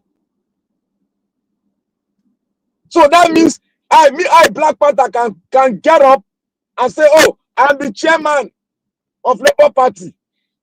And all of them will say, who is that one again? I'm the chairman. Because Agbado is the one sponsoring both Abure, I won't use any allegedly. Both Abure and this old native doctor. That is what is happening. Because he cannot just, just have the audacity to keep the party down. Your time have elapsed. What are you still doing? Is it your father's property? The person that was there died and they brought you up miraculously. And now those that were fighting you have joined your camp. Can we just take off that cap of stupidity and throw it somewhere and act normal in that country? This LP, they should act like political party, African political party. They should start speaking speak. We don't need to speak again. Get Abure arrested, get that old man arrested for impersonating, claiming a position which is not yours, which you are not elected to sit on that position. They should be arrested. Simple as ABC. And on Nigeria borrowing money, I told you before the earlier, I say Nigeria is not a country. So anybody can do whatever he wants to do, borrow money, go to the National Assembly, they are enjoying it. When you taste chocolate, it looks sweet. You're going to eat it. But one day, like that my sister talked, one day, when this thing go just kaput, all of them will not have any place to stay, go. If I catch anybody for where I dey, I see her for street, one of them, oh my God, only God will help that person that day. I will be like a tiger on his flesh. What kind of nonsense is all this? You want to rip the country down? You borrow. Who said Nigeria should be borrowing? Who said it that Nigeria should be borrowing? Everybody that comes that say there's nothing bad in borrowing. There is something bad in borrowing when you have. Nigeria have. It's just that they just want to steal. Borrowing is another way of taking the money, stealing the money, and make it a legit money. That is what they are doing. And they are enjoying it. But one day I know, when the trumpet will sound, when one man will get up and say, enough is enough, and we take on the national paper and the radio and pronounce, my brother, that day, I will be the most happiest man. And I want to see among them that will come out and say, oh, let's rescue democracy. Woe betide that person that will come out and say it. Woe betide him and his family. Who told you democracy is for Africa? Who told you all? Who told you the life that is obtainable over here. It can be the same thing in Africa. It can never, because we are different people with different culture. It's just that the black man is in terms of democracy and leading ourselves, we have found ourselves in a very difficult position because we have leadership that have sold the entire black race out in Africa. That is what is happening. Go and look at Burkina Faso. Go and look at what the man is doing. Common sense principle. Everybody is in peace over there. They are doing things accordingly. I don't want your loan. If you want to help us, come invest in our country. Simple as ABC. They have enough mineral resources in Burkina Faso that will make it's not too big. That will make the country live fine. And they are doing it. They are building a new city now. They are building a new city. With the meager resources they have, they are building a new city. And we are here talking about how we are going to engage in good governance. When we have brains that are performing perfectly outside the country. When we have among us leaders controlling United Nations departments. When we have leaders, when we have World Bank vice presidents among us, and the worst among us is ruling, and the capital with tribe, and people are clapping their hand. I will not say too much on that because they have already made them impoverished and rubber stamp illiteracy into the fiber pain of Nigerians. And that has made the country to collapse.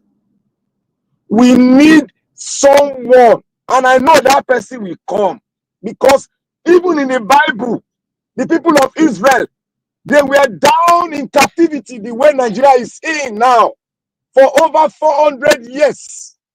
So, Mr. Black Panther, so it will not be our own generation. It is not going to be 400 years because we are in a new century. It might just be tomorrow. It might be next month. It might be next year. But we are in the same position with what the Israelites were when they were in Egypt. We have been enslaved in our own land where we were born. We are enslaved in it. We are just eating the crumbs. People are saying they are doing business. They are participating in destroying the country. Many of them are coming up, oh, I'm a businessman. I build hotel. All of them are into drugs. All of them are into drugs. Forget all this shenanigans. Say one Igbo man carry red catches. Oh, I'm a millionaire. They carry money, they spray. All of them are into drugs. This is the best time drugs can flow in Nigeria, and they can move it wherever they want to move it to. It is those ones that they can't settle that they are showing on TV. Arms are being brought into the country in a very big form. It is those ones that cannot settle. They will catch and show you on TV. My brothers and sisters, this republic has ended. We never had one anyway. We never had a country anyway. We are not a citizen. We are just a people that are living among ourselves. Why those in powers, they are the citizen enjoying the harvest of the land. That is what is happening. That is why they can disobey court order, because they know that this country is not a country. On what foundation are we? Who created your constitution? By one man? You think they are not smart? You think they don't have brain? Those politicians, they don't have brain. How can one man write a constitution and give to you, and you now clap your hand? Oh, we have a country. I have said it all along. I know this thing will catch up with many of us when the thing will come up. When that revolution will take place, it will come up, and those that participate will announce that you have not been a country since. This is what happened. This is the plan they had. You people will now open your mouth. Then everyone will say, oh, now so We are saying it now that we are not a country. Abdul Salami should be arrested. That's a treasonable offense. He should be arrested. You cannot form a country in the parlor of your room, wearing a military uniform to give a country a constitution. You can't do that. He better be alive, because he's going to pay the price for what he has done to the Nigerian state. For what he has done to the Nigerian state. He will pay the price for it. Because he knows that this is not a country. Because when forming a country of this magnitude, where you have different culture, where you have different people from different places, you cannot just take your pen and write one thing and say, we the people. Who told you? Abdul Salami should be arrested. I call for his arrest. I know not to be done, but I will still be calling for his arrest. Because when the doomsday comes, he will be taken. He will be taken. You can't form a country in your backyard because of what you did. Look at millions of people have gone to their grave in the north because of what you do. Look at the mineral resources of Nigeria is being stolen because of what you did. Look at it. An illiterate is in the ends of affair, who is not even a member, who is not even a Nigerian, is on seat on the throne of the Nigerian state. Who caused this? Is Abdul Salami. Because if you write something on your own, what do you think? Are you being patriotic by writing a constitution for a whole country of well over 200 million people? That is a treasonable offense. You are hijacking the country and you are taking over the country. It's in your pocket because what you wrote has brought about, has typhooned the destiny of an average Nigerian, of an average tribe in this country. History will judge every one of you that have participated in it. Agbado is only fulfilling what Abdul Salami had done. He's just fulfilling it. He's taking advantage of what Abdul Salami wrote for us. That is what he's doing. Who is a Nigerian? Can anybody tell me who is a Nigerian? That is one definition we must define, and we are yet to define it. We have seen ourselves thrown from somewhere. Mother Nature brought us to this land. But can we define who is a Nigerian? Can you boldly beat your chest and say, I am a Nigerian? I am a citizen of Nigeria. Can you boastfully say that? Even the Afghanistan, they can boastfully say, I'm an Afghanistan. But Nigerian cannot boastfully say that. That is how little we are. That is how little we are. We don't respect human being anymore. We rather respect a cow than a human being. That's to show you that we have not defined who we are. That is why one senator will stand up in the hallowed chamber of the National Assembly and say, we value cow more than you all that call yourself Nigerian, because she knows Nigeria is not defined. They all know. But we out here, we don't know. We are calling ourselves the name. We don't know where it came from. We must go back to history. We must go back to the foundation where our forefathers started from. We know our name. We will call ourselves a name. I ask, who is a Nigerian? Can you define who is a Nigerian? You can't. You can't define it. You can only borrow English written to you by the West to define who you are. That is what you can do. But as an African, can you define who is a Nigerian? Ask yourself why the Southern Cameroon was taken at them. They said they are not going to stand with the amalgamation, and they left and they went into Cameroon. Ask yourself, because we refuse to define who we are. That is why we are in this situation. We should stop all this rhetoric. No matter the definition, no matter the point, we must go back to our base, our roots. We must go back to our taproot. From there, we'll get the definition of who we are. From there, we'll postulate our constitution for ourselves. If not, every talk that we do today, we are saying it just to galvanize Nigerians to come together, just to galvanize each tribe. Like I said before, stop bringing it on so that others can have turn. Like I said before, we cannot. It is almost impossible to galvanize every tribe.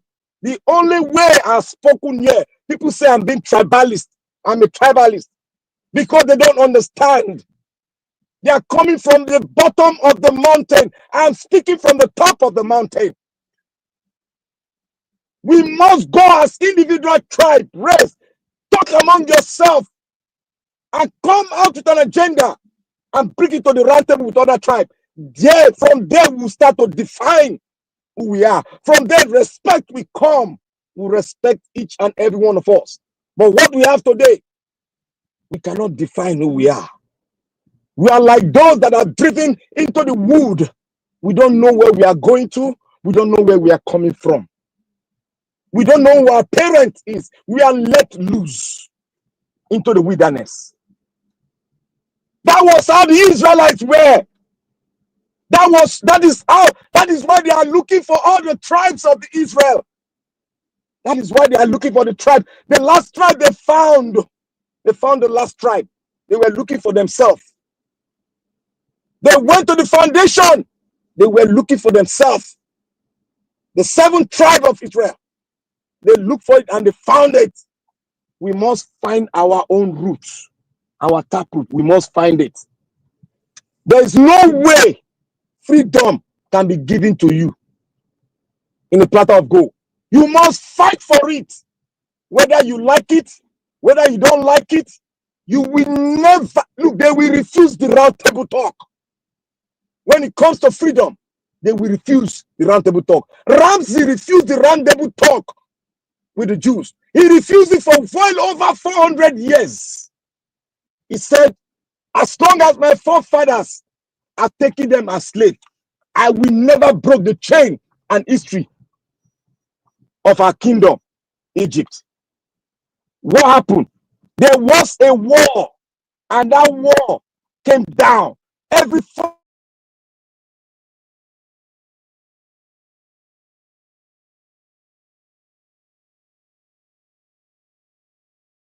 that he was still looking at them with one eye. He pursued them to the Red Sea. Okay, Mr. Black Panther, please round up. Please round up. We now have I will round up with it. Freedom is not a piecemeal. You must fight for it. Nigerians, whether you like it or not, whether you like to do your shenanigans in the Facebook, freedom is not a piecemeal. You must fight and get it. Thank you very much. Thank you. Hey, Mr. You was mandate. Thank you very much, sir. I do appreciate you. Thank you so much. Once you are done, it's Mr. Prince Collis, so you hand over to him. Thank you very much. Sometimes I just want to listen in and just listen to the dialogue here. But a quick question for you, Mr. Jonathan. Now, when you talk about the tariff situation, right? If you were the president of the United States, what would you have done about the tariff and then trying to bring back coming to America? A question for you. I greet you, Mr. Elvis. I greet you with diaspora and then the panelists. Go ahead, sir. Go ahead, sir. You see, with tariff, even if there is anyone that is affecting us so greatly currently as we speak right now, but there is no need for tariffs. we all know the game that Mr. Trump is playing, you know. But to the ordinary minds and to the people, the naives, they probably will not understand. It's very broad, it's very extensive, the game that is playing. See, when you look at the stock market, part of his game, when you look, Mr. Tinubu is, I'm sorry, Mr. Trump is a transactional man. There is no need. The simple response to the answer to your question is that there is no need for tariffs. No normal person. Tariff is a tax now. Tariff is a tax. Yeah, nobody will have done it. It is. So when you see, let me just say this. You saw the market, the stock market, how it dropped. The Dow dropped by almost 5,000 points in about 3-4 days. You know, this is my own. This is what I do. You know, my day start as early as 5 a.m. in the morning. You know, I open with the market, I close with the market every day. You see, when you see it drop like about 5,000 to 6,000 points in about 2-3 days, right? And then yesterday went up by another 3,000 points, over 3,000 points. Unprecedented. Then you know the game that is going on. Some people became billionaire yesterday. Okay, Jonathan, I'll give you an example of somebody that became a multi-millionaire yesterday. Yeah, yesterday. He's a member of the House of Rep. Yeah. You know what she did? You know what she did? Let me explain to you. You know it. I'll explain so that people can. When he heard that Trump is going to put forward that tariff, you know what she did? She mop up her stock, about 1.5 million, and she went to buy the treasury bond and keep the money there. Then she now went to the bank and took another loan of $2 million, which she have access to, and now went and bought Amazon and all those small stocks that have come down. She bought it and kept it, knowing that the tariff would be suspended. And that was how. Yeah, that's the insider information. Was pumping up. Insider information there. So yes, now, and those of them that were here, you know, see, if you are in the position of speaking the truth and you are passionate on it, you will know who is a bad leader and who is a good leader. We said it here, and now all those people that supported him, and now God send them. Where is all of them now? Where is all of them now? I guess they are eating the pain. Mr. Give us a mandate. You see, the simple response to your question is that there is no need for tariffs, and I don't think any normal person will have even gone ahead and do that. It's to just put it, you know, in a very mild way. It's insane. Elon Musk himself, he called Trump's economic advisor a moron. That's Elon Musk, who is side by side with Trump, because it affected him greatly. But anyway, they paid him back yesterday. We'll leave it there. So he's happy now. He got his payback yesterday. Well, thank you. It didn't affect him. No. He was earning $8 million every day from Dodge. Every day, $8 million. Thank you very much for that, Mr. Jonathan. I just want us to put that clear. I mean, I may probably ask some other question in the long run, but I mean, it's just so sad when we talk about leadership, right? How people come up and then say some things and do some things. It's very scary and very painful. Do you know that as of today, you now have foreign students, international students, their visas are being revoked in America.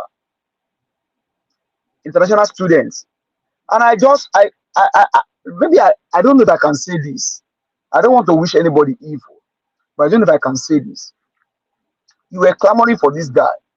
If your siblings come to somewhere like Dallas now, maybe they are in UNT Denton or UNT Dallas, and then they revoke their visa, how will you feel? How do you feel? These guys are here legitimately. How do you feel? You feel good, right? Drink the Kool-Aid. The same is happening in Nigeria. When you see evil on the highest level, it's just painful. But you know what? For the want of time, Mr. Collins, Please hit the ground running, sir. Thank you.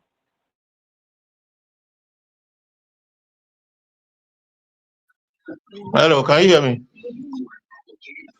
Prince, welcome. Hello? No, sir. You can hear you. I greet you, my brother. I've been on the background all this week.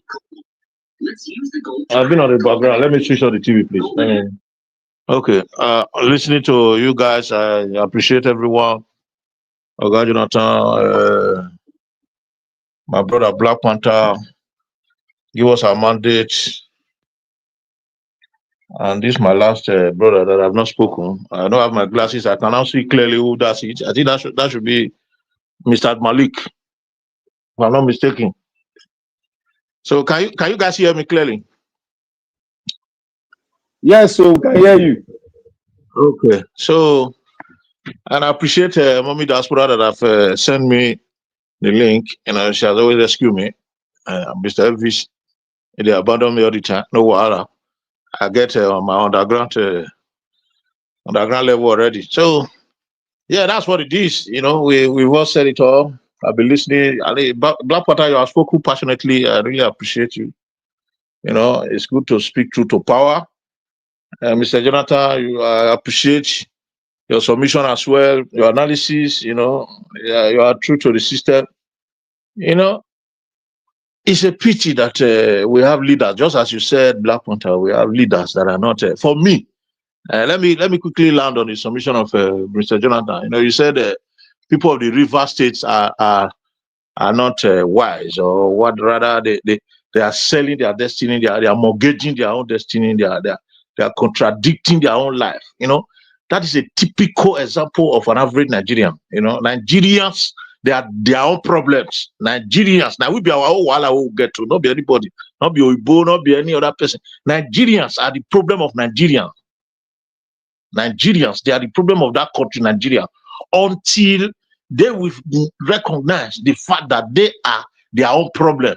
Solution will never come. So I imagine, you know, Mr. Jonathan asking Black Panther, would that be 400 years, because he referred to the children of Israel where they were in Egypt. And Mr. Black Panther passionately answered him that it might be now, it might be any time. For me, I'm not seeing it as only to be now, and that 400 years might be too short. Because you know why? When somebody is fighting a cause, except miraculously, it happens the way the Lord intervened in the land of Egypt when he used Moses as somebody that they have excommunicated from the land and has named murderer and a criminal to rescue the children of Israel. If God is willing to repeat that kind of venture, of which I don't know, and I can't say, that is the only thing that will rescue Nigeria, because the direction in which Nigeria is going is clear that we are made to walk into doom. It's doomed. Nigeria is doomed already because the people are not ready to change. You can see what is happening in rivers now. You can see what is happening in different places. You can see that half of the north has been taken over by insurgency and Boko Haram. It is very clear that the government, they are aware of these facts, but they are not doing anything about it. They are not interested in areas that are of their political interest that will help them refuel and lay down their stomachs. They are not interested in areas where they will get resources to add to the one they've stolen before. They are not interested in areas where people can speak power to the truth and tell them the truth and might possibly move them away. They are never interested in areas where people are illiterate. They are not interested in areas where people are not empowered. They are not interested in areas where people don't know their left from their right. They are not interested in the area where people have no voice. Right now, the Northerners, they move from the north, the elites in the north, or the average or the one-eyed person in the north, we load all the blind, sorry to use that word, those that are literally blind, put them in a trailer and drop them bit by bit along the east and west part of the country. For what? telling them that they have good life, just like we travel abroad. That's the way they are doing right now. They park people from those Amajiris, they put them in trailer, they drop them in little quantities from local government to local government, using them to commit crime in southwest and eastern part of Nigeria. And that is a systematic way of making the whole nation unbearable for everyone. The Nigeria government and the northern leaders have used poverty, weaponized poverty against the northern children and youths.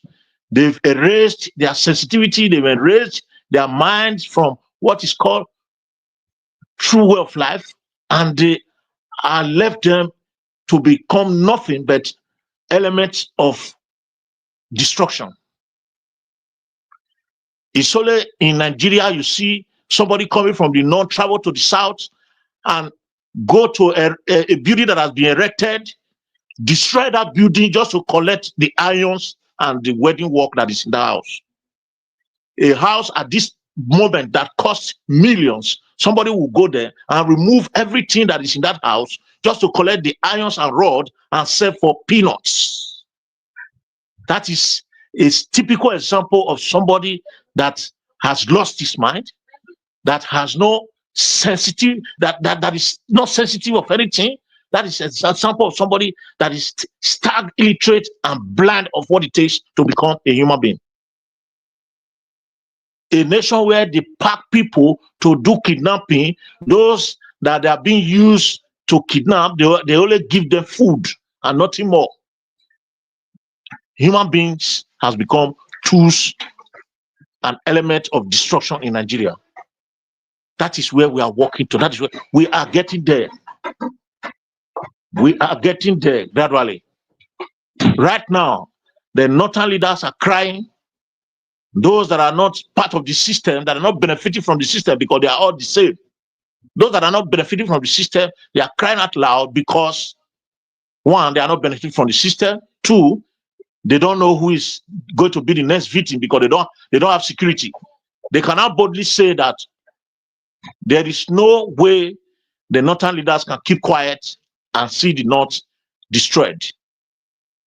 The northerners and their leaders have used the resources made to develop the north for themselves and for a reason that is best known to them, and they've left their people in perpetual suffering, perpetual subjugation, perpetual slavery.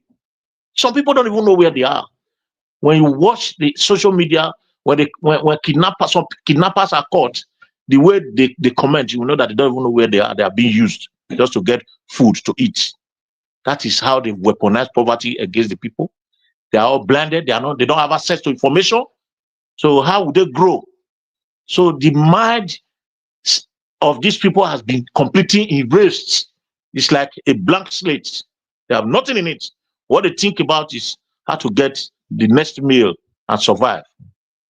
So a nation can never be built in that way. So if we are expecting Nigeria to turn around in no distance time, when we are not changing those useless narratives, when we are not changing our way of approach, when we still do the same thing, then again, we must be joking. Prayer can never change it. The Lord God sent Moses to deliver the children of Israel. He didn't use magic to do it. He said, Moses, go, I sent you. Moses said, I'm powerless, I'm nothing. I can't even speak properly. He said, go, your brother Aaron will speak for you because you have to speak. If you don't speak, nobody listen. If you don't speak, nobody know you. If you don't speak, nobody recognize you. If you don't speak, you will never get your rights. He said, go, your brother Aaron will speak for you. And Moses went. Moses gave series of complaints. The Lord will say, go, I will do this and that on your behalf. Go and speak the word. Somebody must go and speak the word, not magic, not prayers, not fasting. People need to act. We need to wake up from our slumber. We need to wake up from our sleep. We need to wake up from our dream. Because right now, an average Nigerian is dreaming. Thank you. The earlier we wake up, the better it will be for us. Can you close this door? The earlier we wake up, the better it will be for us. Because when it's going to be too late, if you wake up, you might be left with nothing to move around. Moses told Pharaoh, said, let my people go, says the Lord. And Pharaoh said, you are too small to come and tell me what the Lord has said. He displayed magic. He didn't just right in the wilderness for the 40 days and 40 nights. Sorry, was it 40 years? They were in the wilderness. I stand to be corrected. I think they spent 40 years in the wilderness. Can somebody make that correction, please? You said what? The children of Israel, while Moses were taking them to the promised land, they spent how many years in the wilderness? 40 years, right? Yes. 40 years, 40 years instead of 40 days, 40 years. 40 years, yeah. Yeah.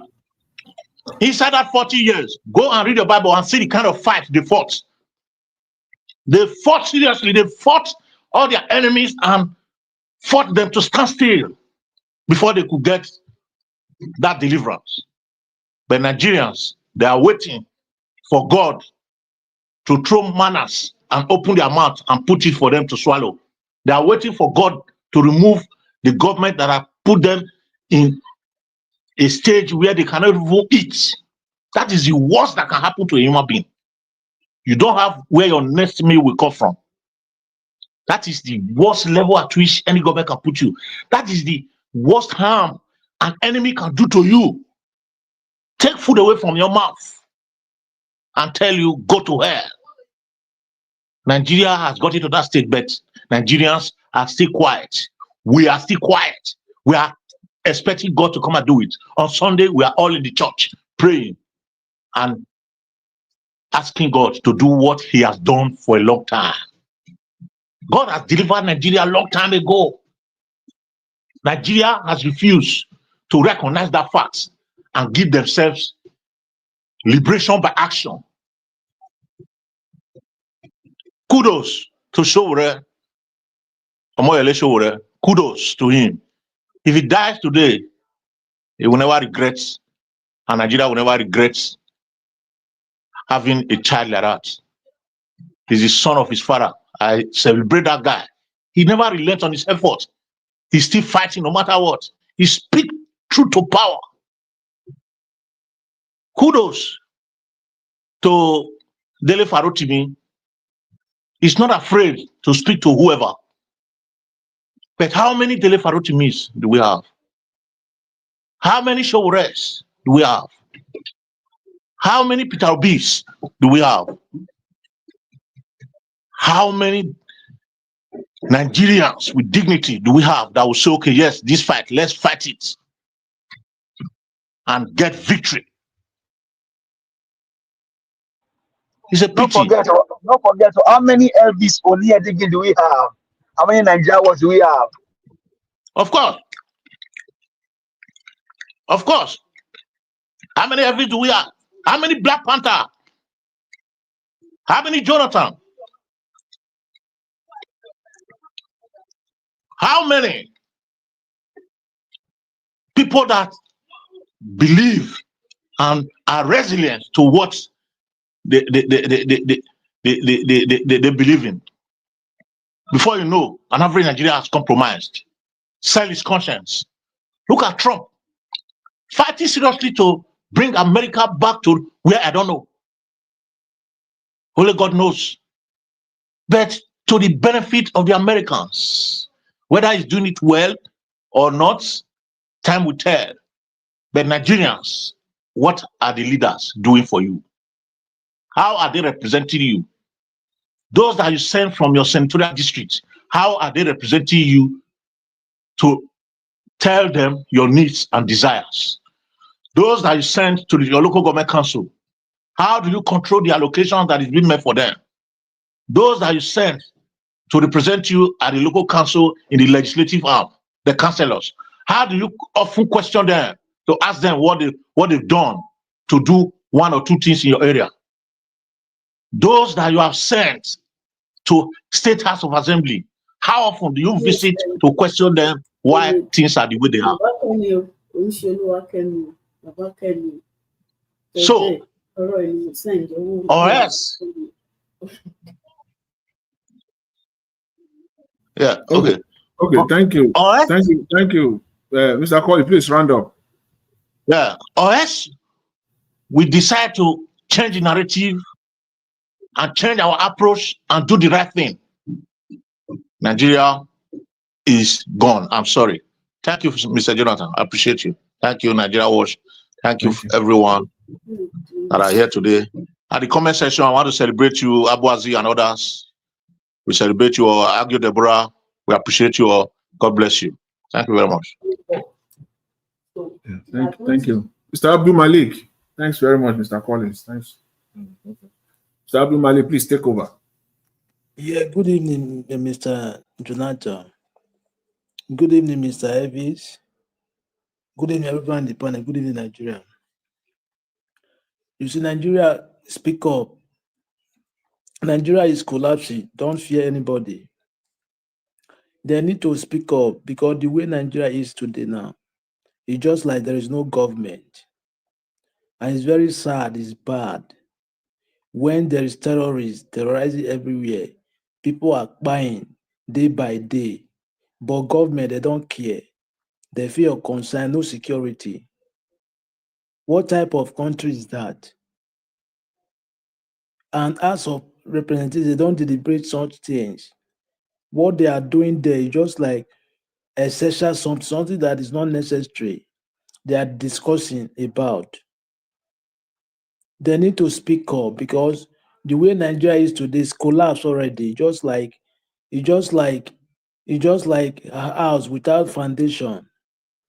Yeah, any slight mistake we fall down. Yeah, that is how Nigeria is today now, currently. Because you know reason why terrorists are terrorizing everywhere, kidnapping everywhere. There is no security. What are the soldier army? What are they doing? The army and the police. But they are going after peaceful protest people that try to speak their voice. What is happening? What they are feeling? What they are facing in the country? The hardship. Okay, why can't you go for the terrorists? People that are buying people somewhere. What type of country is this? We don't have country. The thing is terrible. It's very obvious that federal government, they are the sponsor of terrorists in the country. That's why they allow them to penetrate everywhere in the country. It's obvious. If they are not the one, okay, why are you going after protesters? People that they are not arms. They are protest peacefully, right? Okay, why can't you go for the people that are arms? Imagine. No country grow this way. We have a long way to go if we cannot speak out. Everybody to speak out because the way Nigeria is today, what is going on today every day is not normal. It's abnormal. Yeah, it's getting worse.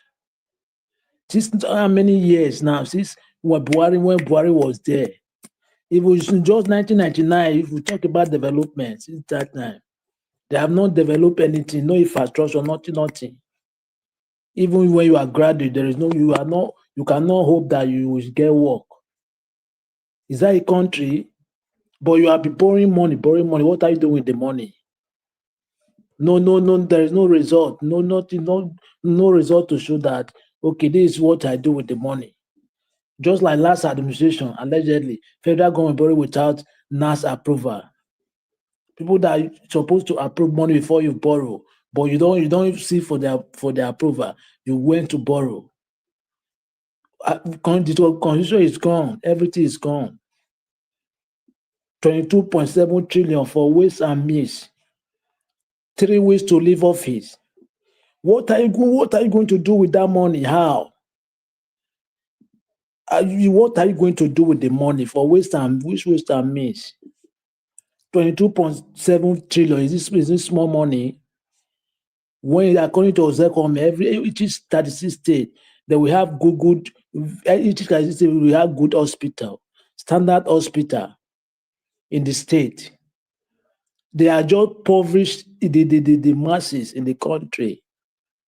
With the money that belongs to the people, they will not use it for the people, they will use it for themselves and their family and their relative and their people that are around there. And other masses, they are suffering. Some people, they cannot even eat 3 square meals a day. But the worst part of it, they are not serious to change the narrative. They are there praying. It's good to pray, but God cannot come up to help you. No. Just like example, when you graduate, first class, right? You get first class degree. You cannot sit at your home, you will get job. No. You must go outside and find work. Yeah, you cannot sit home and say, yeah, I'm a first class graduate, I will get one. No. You must go out and find that job. Unless your father have company or somebody promise you will give you job. That is it. You cannot depend God will do. God help yourself before God will help you. Yeah, that is how it is. Nigeria, everything they are calling God. We know it's good to call God, but help yourself before God will help you. You cannot just sit down, you say food will come, fall forever, you eat. It's not possible. We have a long way to go. Where the country is going now is not normal, something is abnormal. Look at somebody last time in Lagos, right? That guy that his wife died on just the way of just on his way to the hospital just Yes. for the deposit. Because of the deposit. To Yes. deposit 500,000. Yes. Is that a country? A government, you cannot give your citizen hospital, common hospital, and you are flying outside the country to go and take treatment. It's not that you don't have this money, you have the money just because of your... No be juju be that. Now, big one. It's not that you have money, you have the money, but you cannot use the money for your people because of your wickedness. Look at somebody lost her life because of 500,000 naira deposit. You see, with a baby. What type of people are those people? And they are there. They heard everything in the country, but they don't care. They feel concerned. People are crying every day. It's the one you hear. What about the one you don't hear? Okay, what can they do now? How can the system change? The people, they are not serious. It's not only that you will enter street peaceful protest because of increment of commodities. No, like this stealing of money now, just like you go and borrow money, they don't see the money, the way they use the money. You can protest for that. But for their own, I don't really know what they are doing. Yeah, they are playing, they are not yet serious to make the narrative change. It's good to talk, but to change everything will be groundwork. Without that, those that will not hear what they will not hear. Yeah, I'm telling you the truth. Look at what happened in Abuja, the type of harassment they are harassing peaceful protesters. Because of protest, armies everywhere, police everywhere, alarm, ambulance everywhere. Okay, why can't you go for those people that terrorizing everywhere in the country? You will not. Because you are the master strategy of those people. Yeah, you are behind them. We have a very long way to go. Everybody should speak up. If anything can change, because anything can change anytime, any seconds. Depends on the individual. Yeah, because they are there because of you. You are their body. They are not just there. You are the one that sent them there. Even though they arrange themselves there, they are governing you. Yeah, if you cannot do it, why do you ring yourself to the office? Something that you cannot do, you volunteer that you will do the work, right? Okay, do the job. Even the House of Rep, the House of Representatives, the House of Senate, they don't talk. Killing everybody everywhere in the country, but they don't deliberate such thing. How they will tackle the issue, the insecurity. That is the major thing they force you to do, so that people will start going to farm to produce their what they will earn, what they will eat. Now scarcity of food. When there is no money, there is no food. Where is the country is going? It's worsening every day, just like there is an internal war in Nigeria. That is what they are facing now today in the country. And there is no war, but we are internal war because of terrorists. The government, they are hand on it. You cannot fight. You have Air Force. You have soldier, the one that in battleground. Why can't deploy your helicopter in the air to chase those men around? It's all under one month. If they want to fight those people, under one month, they will chase every terrorist in that country. But they don't because they are on it, they are on it. That's why they cannot do it. They know what they are doing. People need to speak up if they can change their mind to do it, to fight the terrorists. Yeah, it's very obvious.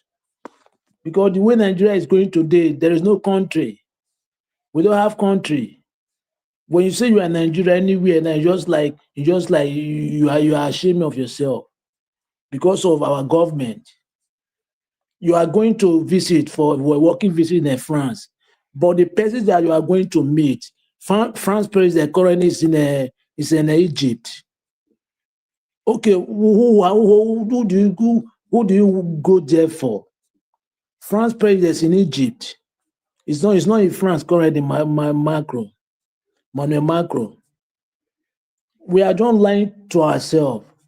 That's why the country is not moving forward. Majority of Nigeria, we don't have truth. Yeah, just because we want to get something from ourselves, that's why we don't have truth. If we don't change our mindset, we'll be long before we get it right. I'm telling you the truth. Thank you very much, Mr. Jonathan. Thank you. Thank you, Mr. Abdul Malik. Thank you very much. You're very, very profound what to say. The Nigeria people will say nari juju, no war, but the army is overwhelmed. There's no war, but the army is overwhelmed. Woman, we want deliver baby. Why? Because of 500,000. But the president goes overseas for medical treatment. Nari juju be that, my people. No be ordinary eye. Thank you. Mr. Odua, make you take over. Thank you, sir. God bless you. Thank you for your good work. Good evening, Mr. Jonathan, Baba Jonathan. Good evening, everyone in the panel. Good evening, Mr. Najawash. Good evening, Mommy Diaspora. Good evening, all the commenters, listeners, and viewers. The passerby. Thank you all. Well, our breaking news. We thank God for whatever we have been seeing and whatever is happening. But the thing I just saw today is that on Tuesday, these herdsmen just knocked down 4 persons in Enugu. So that one, the news did not carry it. No paper, nothing have shown, apart from Sahara reporters who have wrote it now that on Tuesday, then another one is, there is one village in Enugu that the herdsmen have drove. That community is now a forest. No single person live in that village anymore, that community. And their market was a busy market, big market. Everything is not a forest. So this is how these people have dealt with the certain people up to. I thank everybody for on whatever we are saying. But I hate to hear when person say Nigeria, Nigeria, Nigeria. No, no, no, no, no. This is where people get something wrong. Because Nigeria you are talking about, it was not the name that come from you. That is why I do say, like me, I'm a proud Benin man. In the Benin, I am Edo. Full Edo is a CAC. So, like my Baba there is a proud Yoruba man. I don't know if it is from Oyo, like my mandate. We say, I'm from here. So that is it. Then our Baba CM, we also say, I am full Anambra man. Until we begin to understand those things, then before we can now set the country the way it's supposed to go. But if we are putting it in mind that slave mentality in us, Nigeria, we are one Nigeria, Nigeria, we will not set the country. We can never set the country. Until we have to separate the shaft from the wheat. Then before we can set the country. That is why when this thing happened that day, what did the Edo state people said? We are Edos, we will protect our land. They did not say we are Nigeria, we will protect our land. No, we are Edos. This is our land, this is our origin, this is everything to us.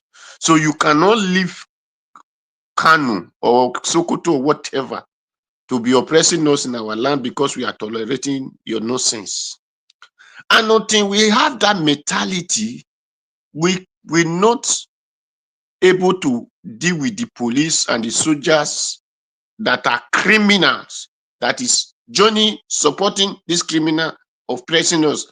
Then we will be calling them federal government. I said here the other day that a village called Ehiyozewaru, because we call it Igwe Yozewaru, meaning Ehiyozewaru is the name of the village. It's my local government. Then did you know that the police post in the name of fighting crime, doing everything, from there to Obada Junction is no more than 3 minutes drive. But the police post will be here. These Fulani terrorists will be operating at Obada Junction before Saimore village.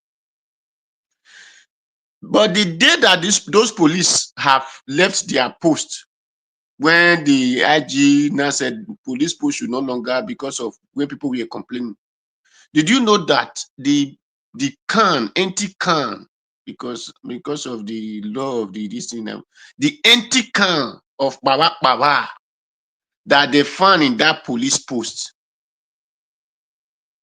and people were shouting, how come? Where did this police shoot all these things? Different. So that's to tell you, and these are the people you feed the one you feed your protector, they are this, they are that. I said something, me and my brother, we used to carry cement when Dangote was in Apapa. They haven't go to Abajana. If you drive a rice, if you are a truck driver and you are carrying rice, did you know that you don't drive in the night? Why?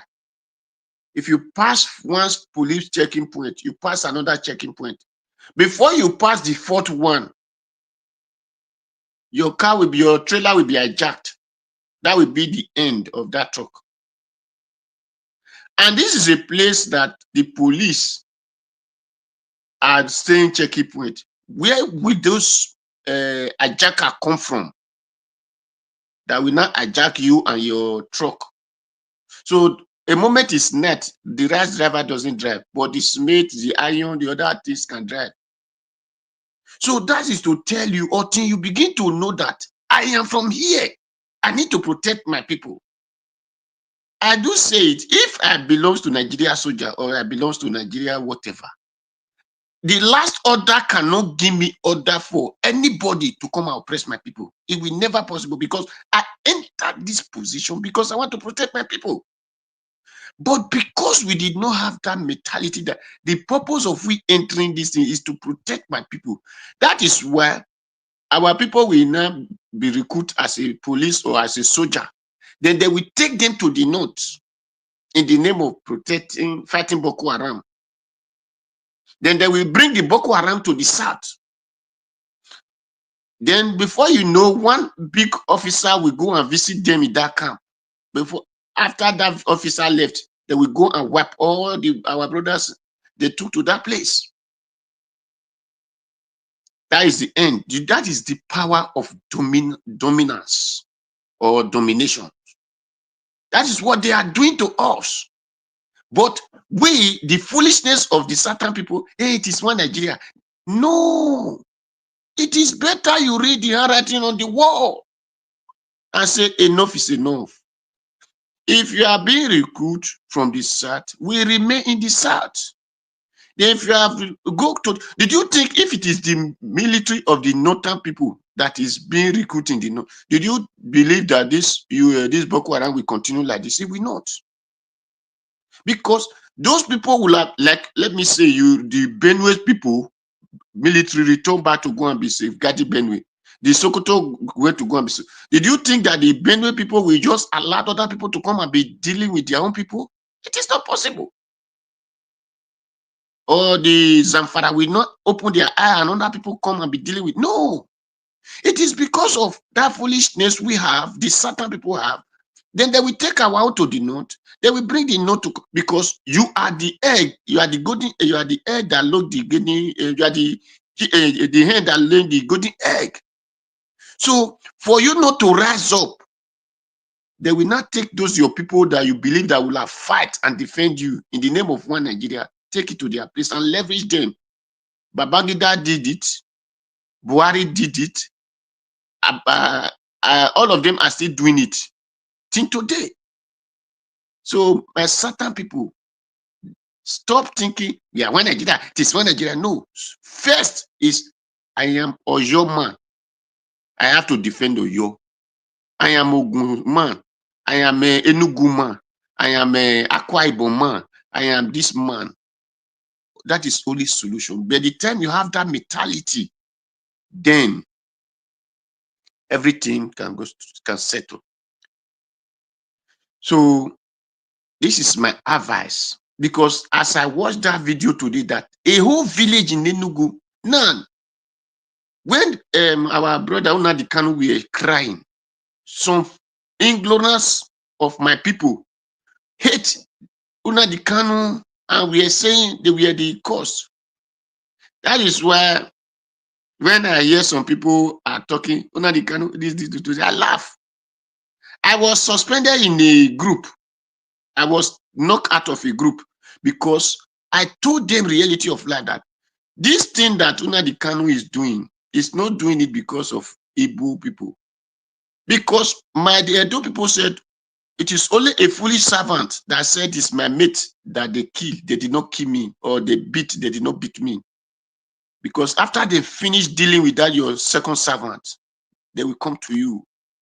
I told them, it is good for all of us to fight this fight. Because they say make haste when it is sun, when it's sun shining. Because when it is dark, it will be difficult. Today, everybody are not crying. But if that we stand in one mind, in one accord, look at what happened in the Edo that dinner. The northern people, one year woman, and that man that is in road safety, and plus some of their king, some of their Arewa started saying that it is their business. We are dealing this, the certain people. But they did not say their people are destroying the certain people business. No, they were saying compensation. Come and do this. We are doing.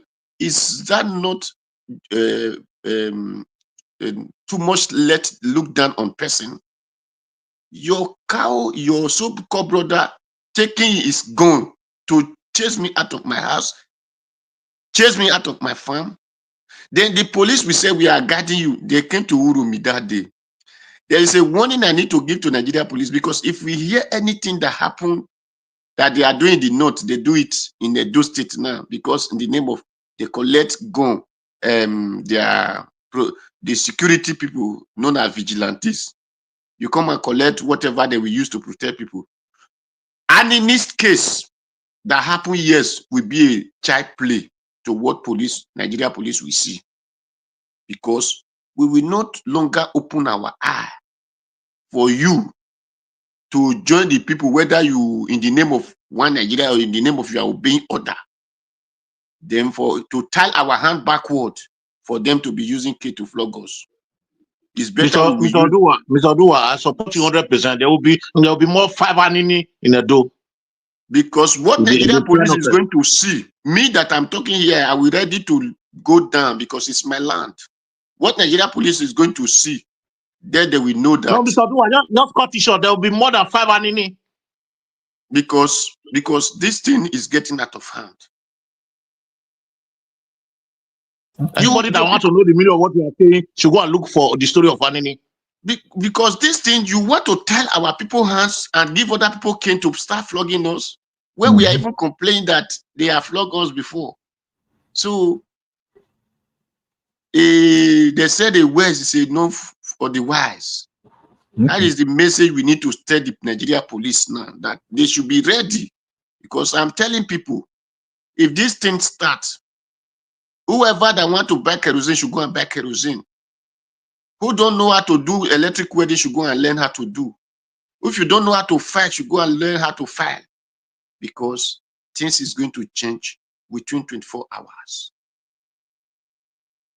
Who don't have cupboard should go and learn how to be saving cupboard down. Those cupboard that they used to shoot, we used to celebrate when we were small. People should go and learn how to do it down. Because if we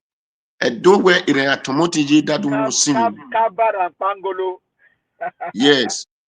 So when the fire on top the mountain, when we are in the primary school, they say, run, run, run, leave your father, leave your mother. So we are just giving a sign of what we be. Because that thing I watch really break my heart. And it is the duty of all the certain people, whether you say you are Southwest or South or Southeast, whatever.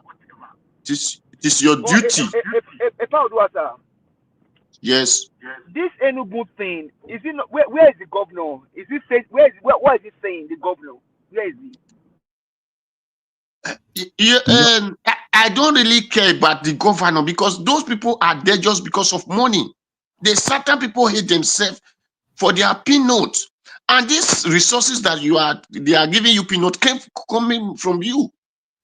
So, until the Satan begin to know that the greediness of money is the root of all evil, according to the Bible. Say the love of money is the root of evil. And that is why. And with certain people can never wake up. You don't know why they will never wake up? Because the religion they embrace, called Christianity, it will make person to become the highest foolishness on earth. Okay. All right. Sir? You can now round up, sir. Thank you. So that is the solution. That is why it will be difficult for the certain people to unite and talk in one voice, because Christianity take away your sense to think of a better life and give you the sense of illiterate and let you know that leave everything on earth, don't worry about it. The one you are going to worry about is a place that nobody have ever go, but testifying how it look like. So call heaven. So that is why it will be difficult. But when it happens, we go to tell people we are not Christian. No, we are neither Muslim. So we exist before this religion came to our land. And that is the reason we will stand and defend our land. Thank you, Baba. Thank you very much. Thank you. Thank you. Mr. Jonathan, can you give me 10 seconds? Please go ahead. Yeah, sorry to interrupt you. See, I want to, this Enugu that they drive out villager, people from the village. Where are the SNL, right? The soldier there that they say they created the security there. Why can't they go after those people, the terrorists? You know that those everything in Nigeria is not it's not black and white. You see, because you will be wondering that those people should be out now. If not anything, even if they are not fighting back or doing anything, they should be shouting on top of their voice now, so that the whole world will hear them. So that the Nigerian mainstream media will have no choice but to follow suit. But nothing is happening. So you will just be wondering, Nigeria is a very complex country. What happened, in Uromi? Before the thing even happened, you saw the way the whole thing was just running over the internet, and now they started magnifying it. Even their so-called leaders from the north, they started magnifying. Before you know what is happening, the whole thing was all over the place. Even if you are deaf, you are deaf and dumb, you will hear about Uromi in Nigeria. You see? So you'll just be wondering what is going on with that scale of destruction that you're talking about in Enugu State, and it's not being talked about, So it's not, they don't see it as something normal. Just imagine if it were to be Fulani or to be henchmen or whatever you want to call them, that happened to. You saw the man that was ranting on that TikTok video that Mr. Elvis showed earlier. I don't know, I can't remember. Is it Sonny, one professor, or Shehu, or Musa Sonny or something? So he was ranting there about the North, blah, blah, blah, all those things he was saying, about the North. And if you look at that video, you will want to fall. You will think that this is a just man. You will think that man is just. You will think that is a reasonable man. No, it's not. Oh, it's not. It's a divisionist. It's a tribal bigot. That man that you saw there, the way he was talking, education for the North, their leaders have destroyed them, blah, blah, blah, all those things. That man is a divisionist, because he was the one who was part of the leaders of that stupid press conference that they had, they put together on Uromi. That he was the one who was talking about compensation with Aja Nada too, or what was her name? He was there. He sat down there with Dalong of Plateau. That same man was there. He was the one calling for compensation. And now he's talking as if he's a just man. Our country is a very, very funny country.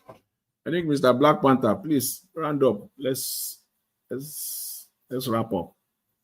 Mr. Black Panther, if you are there, please take 2 minutes so that we can round up. Yes, Nigeria Watch, Mr. Jonathan, thank you very much. You have spoken well. We thank God we are in this situation. Because the Bible itself said, in all things we should give thanks to God. We thank God for the situation we are. Because that will make us define who we are as a people. That's what Oga Odua said. He said, I am proud that I am an Edo citizen. He is proud. He can boastfully.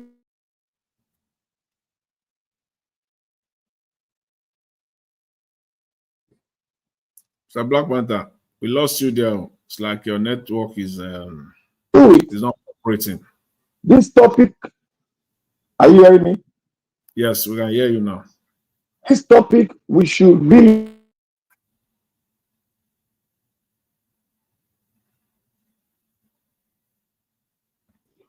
Who created this republic that we are now? Because it is a disaster. It is a disaster. This is a republic that truly say that you don't have the audacity to call yourself a Nigerian, because that money does not belong to you. And I will recollect you people's mind back about a year or two ago, where a man sat in front of every Nigerian and said, the resources in Niger Delta belongs to the Fulanis. People just heard those things and just play around with words. Words are powerful. What are the motivating factor that makes a man carry a war towards his brother? His words. So when he spoke it, he automatically, with authority, to tell you that you are not a Nigerian. Until he says so, you cannot boastfully be proud that you are. That is why Abdul Salami can write a constitution and slam it in front of your desk and said, you must obey this, you must take it as we the people has written it. That is, they are telling you who you are, and not you telling them who you are. That is why I came out here to say, can you define who a Nigerian is? I think we need to start reflecting our mind back, critically analyze that issue. You will know that history should pick out Abdul Salami and slam him into the bottom part of the lake of fire. Because this is his product. This is his definition of a Nigerian, a sovereign state. This is what he wants us to look like. A son, a kid. See people that don't know their parents, neither do they know where they come from. That is why a man will raise his hand and slay his own brother, because he said that land does not belong to you. Where you were born. My brothers and sisters, please, he who go for this election, you are redefining it that you are not a Nigerian, because you are not part and parcel of the shenanigans and the arrangement of what is going on. Okay. Our heroes, our forefathers have done theirs, and the rest is left in our hand. Whether we want it to prosper or whether we want it to die. So we should define it.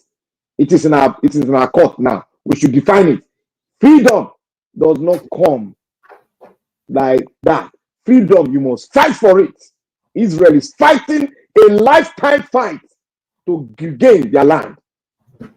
You all continue to pray. Pray until you stifle yourself and go 6 feet. I beg to rest my case. I want to say thank you to Nigeria Watch. Thank you to everyone.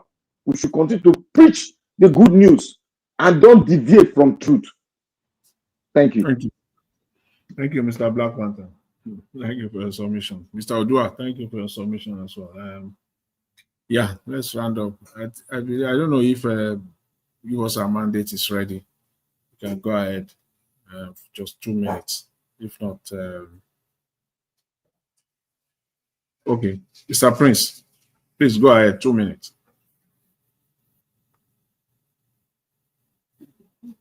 Mr. Prince Collins. Prince Collins. Okay, you are not there then. Mr. Abdul Malik. Yeah, good evening once again. Okay, Mr. please go Jonathan. ahead. 2 minutes, yeah. Yeah, good evening once again. If it is really that drive those people out from their village, where is the what did they call the army they say they form in the southeast? The SSL, right? Why can't they chase those terrorists in the bush? Because I watched a video in Nigeria Watch WhatsApp group when they was buying a cartoon. This is the time they need them to go there to go and chase those men away. Because I see no reason why people come from outside, they have the audacity to chase people from their village. How? And you are not from that place, you are from another region, come. It looks somehow. You see, Nigeria we are living today, everything we are saying still depends on those federal government. They are the cause of everything that is happening in the country today. Everybody wants the country to be divided, but who will divide it? That is the question. Who will divide it? Look at Igbo, this Biafra war, right? He has been 50-something years now. And according to international world law, international law, where some part of the country fight for agitation, 50 years they are free to go. But today nobody talk about that. There is a people in Nigeria. They are working. They are treason. They are working with the international body. They are the one that are selling Nigeria out. That is what we are facing. That's why they cannot put somebody there who knew what he's doing. I wish OP now was there.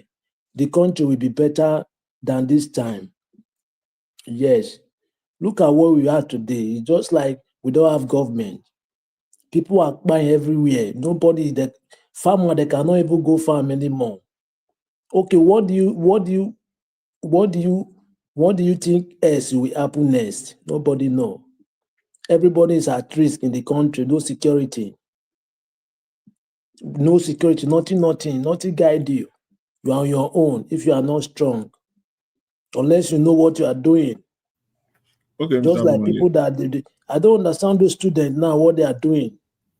Because students nowadays, when they were in the university, then they know what to do. Even the federal police, those people then. But today, I don't know what they are doing there. It's like they are playing. They don't know what they are doing. Yeah. Yes. Yeah. Thank you very much, Mr. Jonathan. Yeah, thank you, Mr. Abdul Malik. You see that last one that you raised, the Nigerian student, what they are doing. You know, if you listen to Ali Baba the other day when he highlighted those things that you need to do to become Nigerian president, that one is part of that list. It's inside that list. He said that you must what? You must get the National Association of Nigerian Students on your side. Agbado has successfully done that. He has pocketed them. They can't do anything.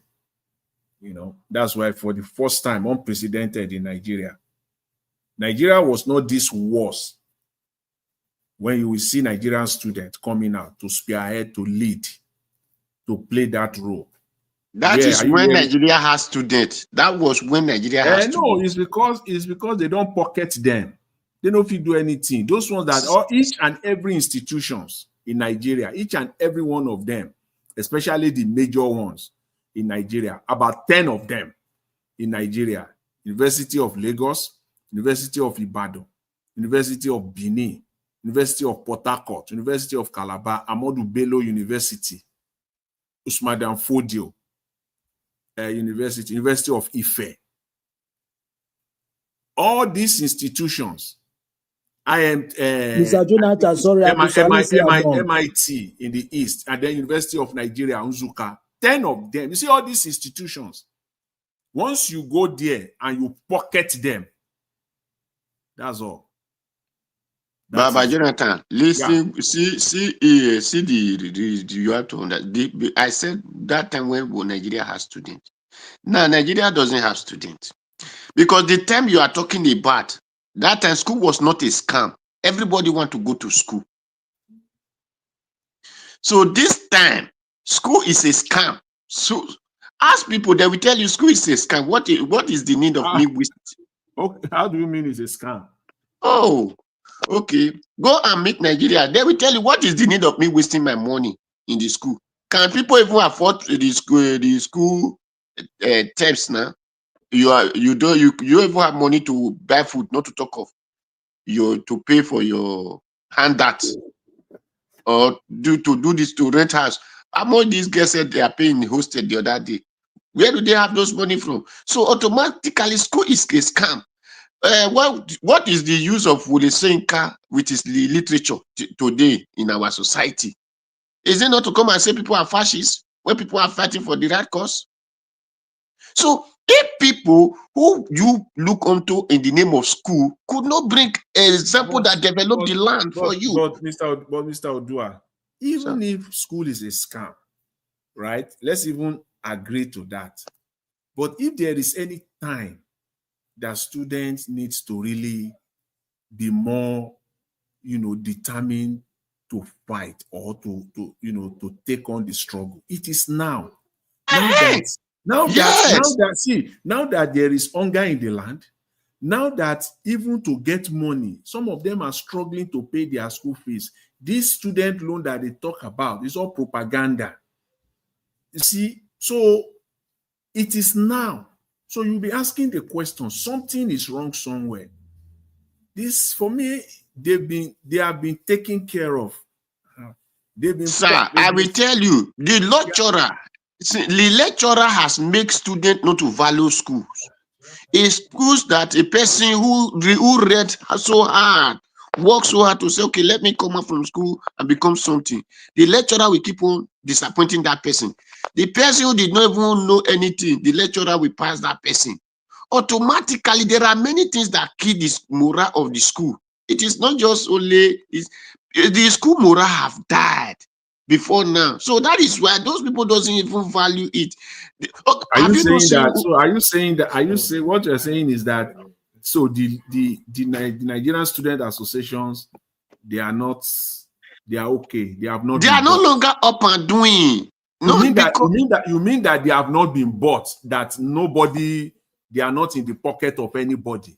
Sir, it is not now. It is, we cannot say now. That is that morale of being this thing. From the day they started, I understand. I want to tell you, sir. I want to tell you the reason.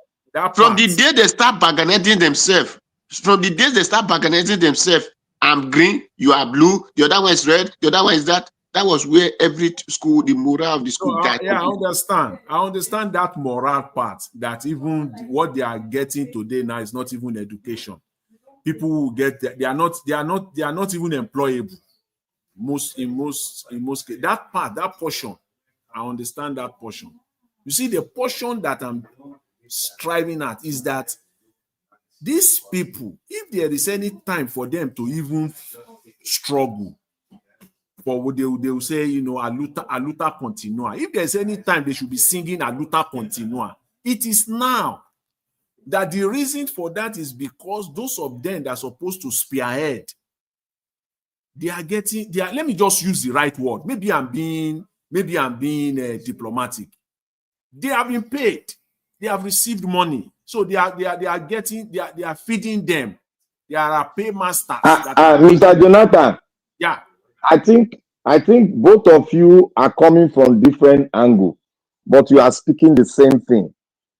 Mr. Odua said they've been balkanized. That is why they cannot define themselves. You are saying they've been bought over. That is, you people are coming from a special point of view, but you are hitting the point. You are both saying the same thing. You are both right. Thank you. Mr. Jonathan, there is something I want to say. Even though they have been paid, it's only a minority of them. Do you know how many students each campus? That's it. Now you don't need to buy everybody. Majority are suffering it. Like, for example, now take political parties now. Do you think they will just come to a political party and bought everybody over? They just look for those ones, the key ones there. They buy the leadership, and that's all. Once they get those ones, it's all. So it's just like Labour Party now. Just like Labour Party now. Like Labour Party, that's why I'm going to. Like the Labour Party now, people will be thinking, oh, Labour Party, Abure is just a wicked person. Abure is insensitive. He's supposed to leave the power. No, Abure is being sponsored. Their intention is to make sure that they dislodge every party that has a voice, so that they can turn the country to one party system. Dr. CM just joined us. Dr. CM. Since you just joined us, Dr. CM, please take 6 minutes so that. Okay. Thank you. Thank you. Well, thank you very much. Who give a key? Where pass center? Good evening, everybody. By their fruit, you don't jump window. Good evening, everybody. All right, Oga CM, before you speak, please just hold on. We have somebody on the backstage. I guess is the first time this person is joining us here. Let me bring it and see who is this behind the scene. Hello, Mr. Humble, please. Where are you joining us from? Unmute yourself. Unmute yourself, sir. Good evening Yeah, to you. can you Where hear you joining me? us from? Yes, sir. Yeah, from England. Oh, it's your first time on this panel, right? No, Oh, it's you not my joined us first before? time, but it's been a while. I joined. Oh, okay. I've never seen this name before. Stay humble. I've not seen this before. Okay. Yeah, but Go some people ahead. here Talk to know me us. already. You talk to us. Go ahead, sir. Sorry? Okay. Yeah. Um, I- I'm not sure what you're discussing. Um, Oh, you don't know what we're discussing? yeah, because people have been making contributions regarding the school system, education, and what have you. I don't know if it's a deviation from your headline, which is Nigerians Speak Up, Nigeria's collapsing. No, you can talk about the headline. Just people sometimes divert here, but that's fine. The main headline still remain the main topic we have today. Okay. Just go ahead. Talk to So us. what I would say is that happy really regarding the the Supreme Court's judgment um, uh, that gave victory to common sense, really, because people have been insinuating a lot of things, defection here, defection there, and people like El Rufai who've joined the Social Democratic Party, calling on Peter Obi and some other people who he criticized and made mockery of some 2-3 years ago to come and join him to remove Tinubu. Yeah, I just think that people should be very, very careful. People should be really, really careful about this RFI because I've heard a lot of things, read a lot of things on social media as well. People shouting coalition, joining the Are you bandwagon. a Tinubu supporter? Sorry? Are you a Tinubu supporter? No, not at all. Been a Peter Obi fan since 2002. Oh, okay. All Yeah, right. but Okay. what I'm saying Okay, go ahead. is different a bit from what so many people think. Just because in Nigeria, you know that our political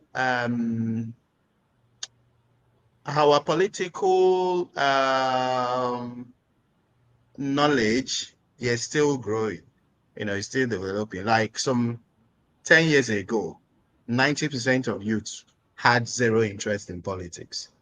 Zero interest. Nobody had any interest in anything. Geopolitics and current affairs, international affairs, nobody had any interest. Yeah. So, but we are growing, we are not there yet. So people have this tendency to always join the bandwagon, to say, oh, if you don't go into this coalition, then, you can't make it. Just because in 2015, there was a coalition in quotes and Buhari came to power. Forgetting that the coalition that brought Buhari to power was not just because few people fought Jonathan and then made their way to power. It was because he had strong, very, very strong backing from the United States. So they were the architects, the authors of that plot to remove Jonathan. Is that not just because there was a coalition?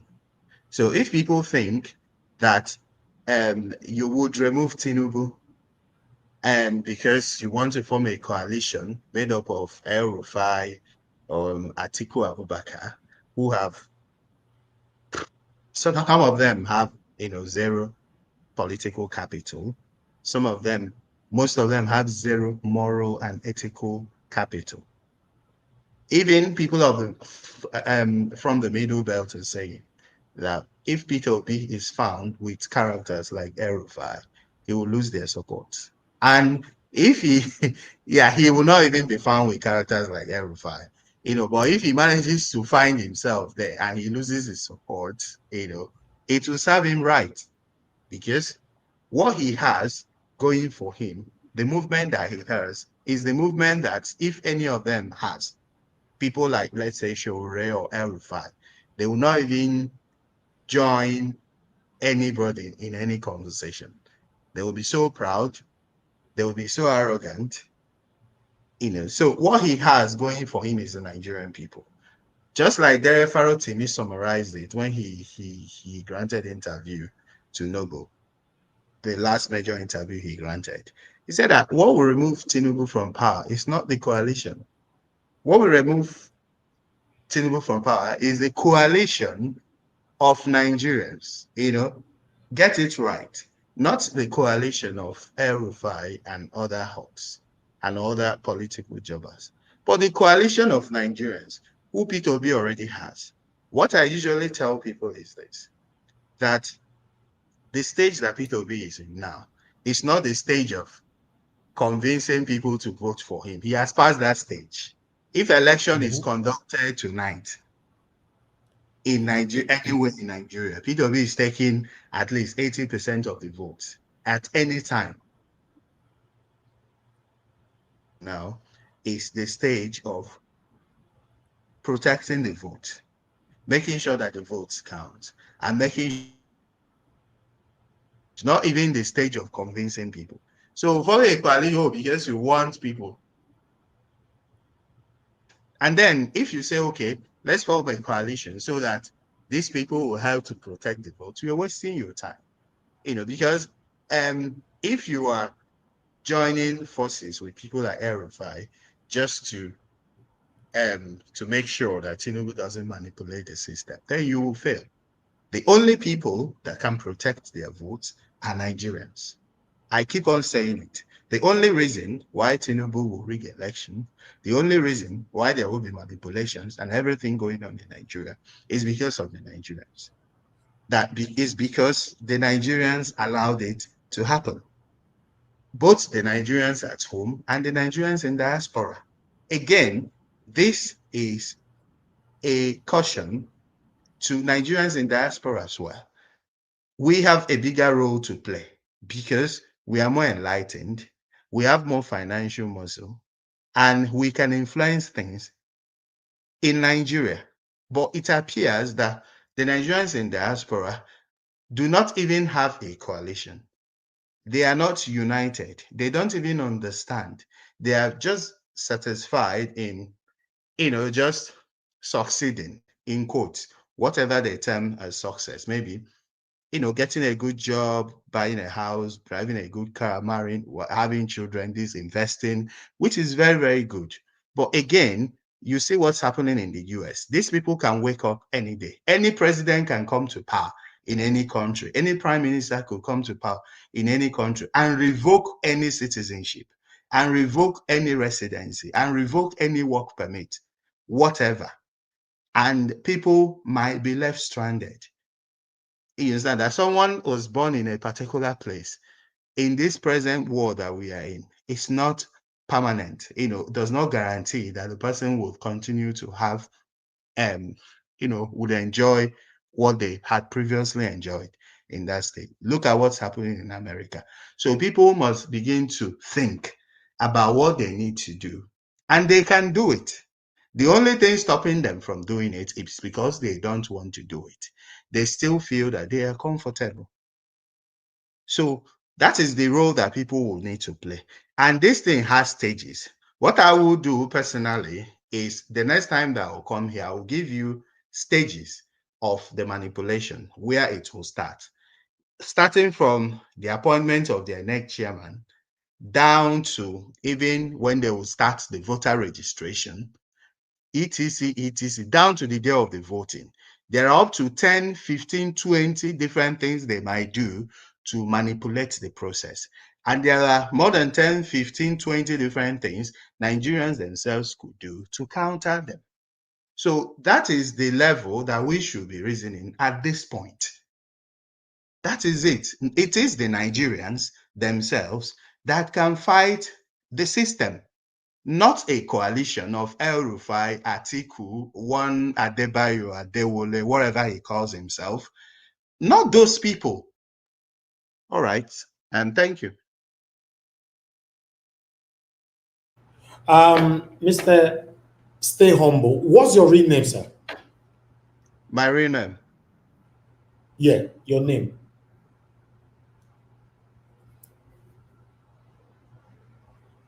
Are you there? Yeah, Sam is my name. Oh, Mr. Sam. Okay. Yeah. All right. I like the fact that your channel is called Stay Humble. That's fine. Mr. Sam, thank you very much for that submission, and thanks for joining us today. Hopefully, you're going to spend more time with us here whenever you have the time, so that, as you know, on this platform, we all are learning from each other's. Nobody should rely on just one person, knowing that this person can take us to anywhere. We all need to learn from each other, put our voices together to see how Nigeria can become a better country in our time. You know, I don't mind if anybody supported Tinubu, because I asked you earlier if you're supporting Tinubu. I don't mind, but anybody who come here supporting Tinubu and you telling us the truth, yeah, that's fine. You know, everybody have right to freedom of association. You know, but the fact that some people will come here, they are not even here. Most people who supported Tinubu, they are not even bold enough in public space to mention the person they are supporting. They are always lying and all that. During the time of 2023 presidential election for Peter Obi, a lot of them were coming to this platform. They were always lying and lying. No, I'm not supporting Peter. I'm not supporting Tinubu. I'm not supporting. Whereas the submission will indicate who they are actually supporting. But your submission today now shows that, you know, you stand for a better Nigeria, and I like that. You know, anybody standing for a better Nigeria, the individualism that you're supporting is not really doesn't really matter to me, as long as you stand for a better Nigeria and you speak truth to power. Thank you very much, sir. Once again, I appreciate you. Yeah. Thank you. Thank you, sir. Oga CM, thank you very much, sir, for your patience. I would like you to talk to us now. Good evening to you. Are you Oga CM hearing is the me? last person now, because we want round up now. Naija watch, your station dey mute o. Una no dey hear me. We dey hear you, We but dey hear you, we dey hear you. there's no movement. I dey hear you. It's true. It's like it's frozen, sha. But if you are hearing my voice, that's okay. Okay, maybe it's frozen. Let me work on that. Yeah, go ahead, Oga CM. Thank you, sir. Naija Okay. watch, I give my 2 minutes for abeg, after seeing.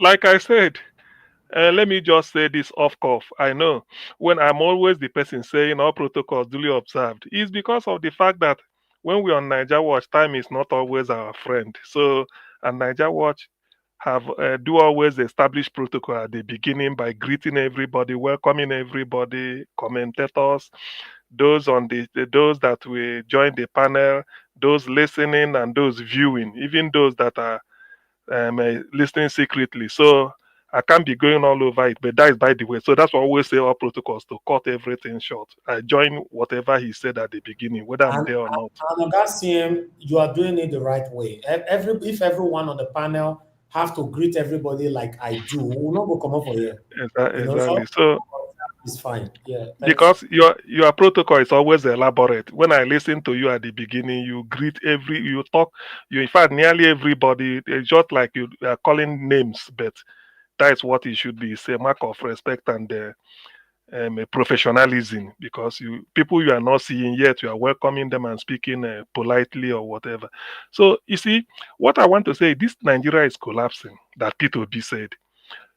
You see, the thing is that ordinarily, such a thing is, we may not even debate it. You just take it home and sleep over it and ask yourself, is it true? How? If it is not, judge by yourself. But like I said the other day about Colombia, there is no situation that is not reformable or maybe salvageable.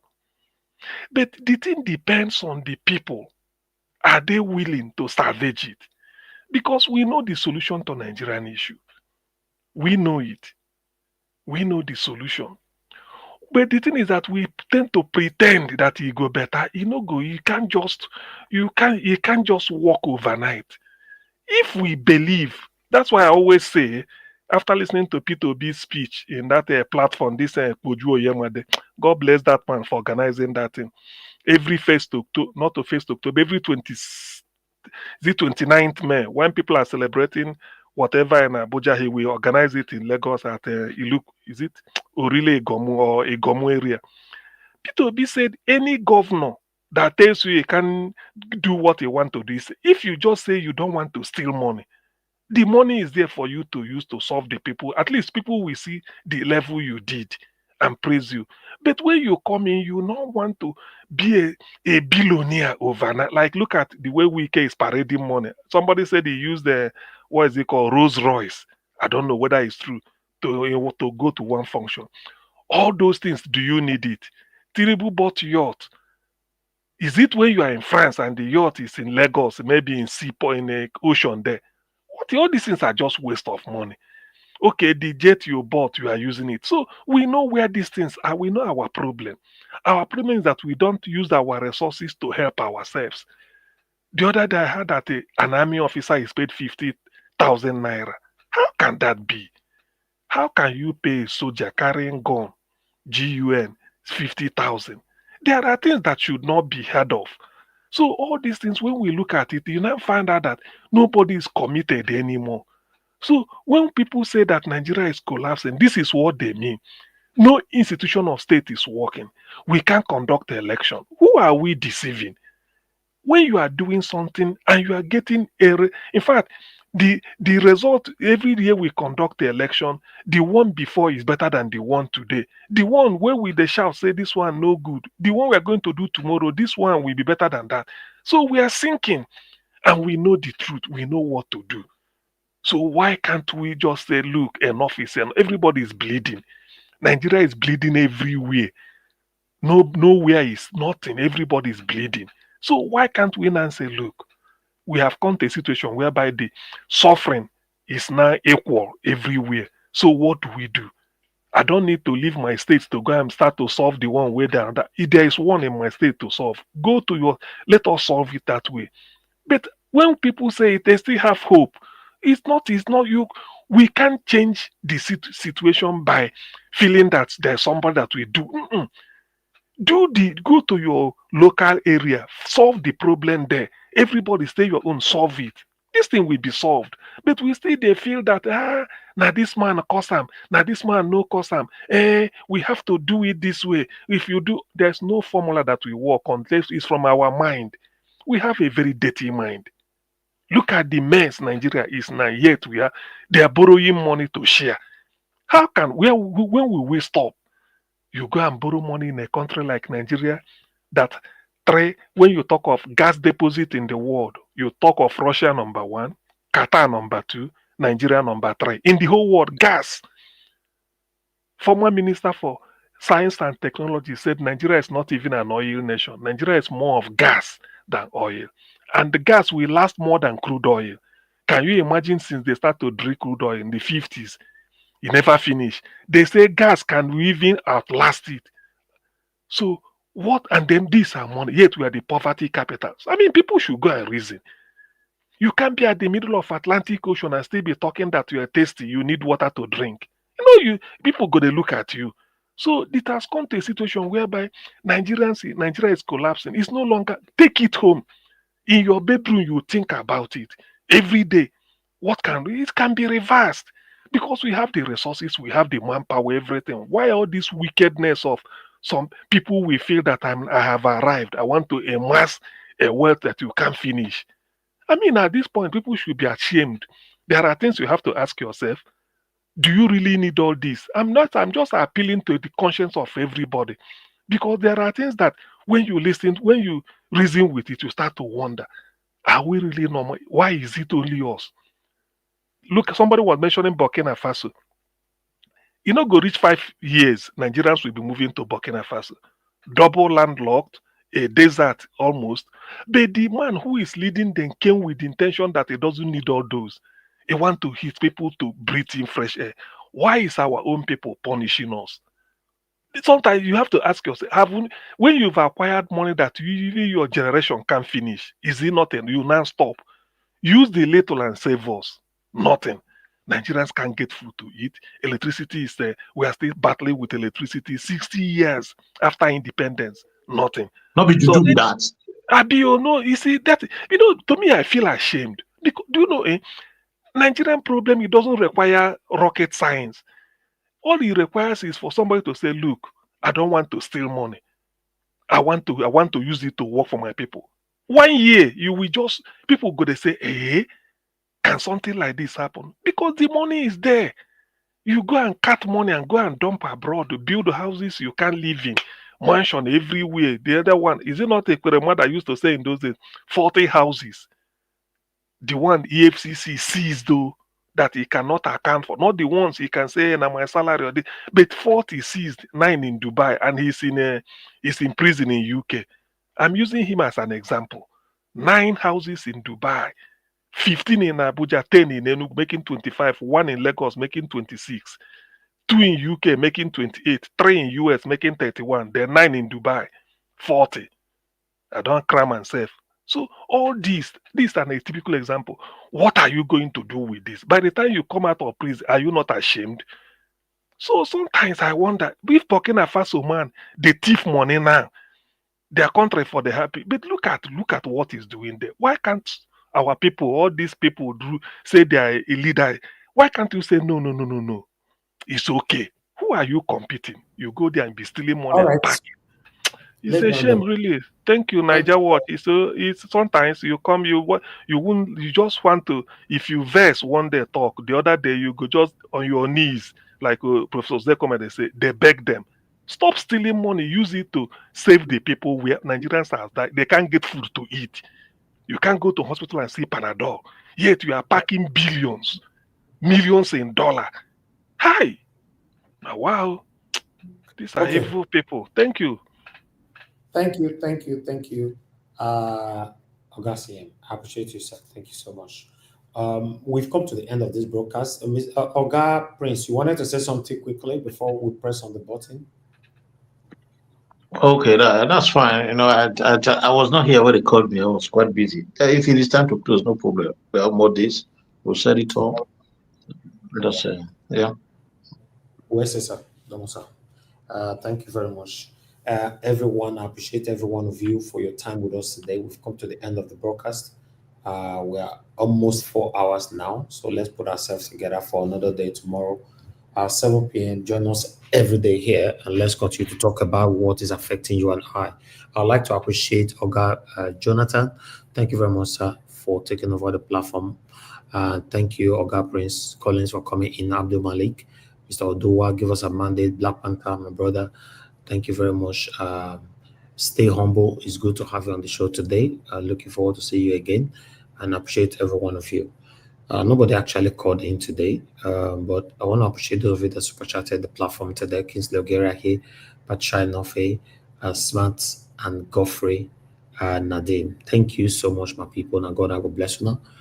The people right down in the comment section, Mother of Mommy Diaspora, thank you very much, Mommy. I appreciate you always for all that you do. Abu Azi, thank you very much, my brother. I appreciate you. Thank you for all that you do. Thank you, Beck Mac. Thank you, Adjo Deborah, Mr. Johnson Emmanuel. Thank you, my people. I appreciate you all. Josh, I can see you. Thank you. Thank you, Agasiem as well, the comment section. Okay. Thank you, my wonderful people. Then I have Oege right there. Quickly. Oyi Desmond and Madam Ame Bright in the building. Thank you. Love Manduka, Peggy Modi, and many others. My people, we've come to the end of this broadcast. I'll see you guys, fingers crossed, tomorrow, so that we can continue from where we stop. Please, before you leave, endeavor to press on the like button, help us to share, take our voices far, so that our plights can reach our government to do the right thing for us. My people, we've come to the end of the broadcast. I'll see you guys tomorrow. Take care. Bye for now.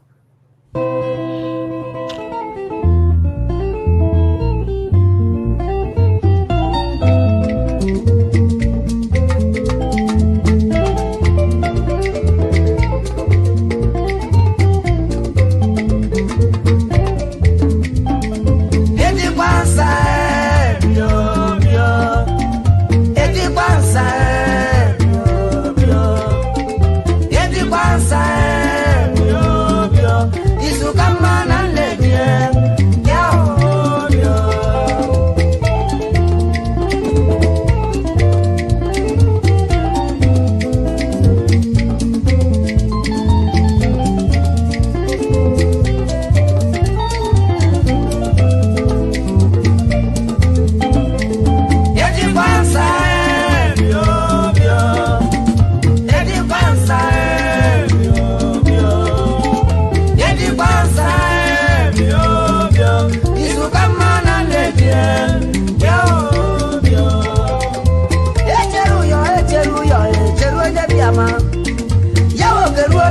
many pay la meba. Atuma e pijo cycle ndabanyo. What them on them? Abama ndaba. Basolo e bob dapa ndabanyo. Baba tijo blow.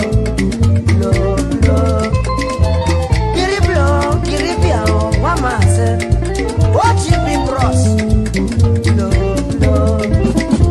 I was a cool, tell a banya. That yet the cross were Matan Daba. Check out cross of West Africa, Daba. General important. No. Just so class dealer, Daba. Mike merchandise, electronics dealer.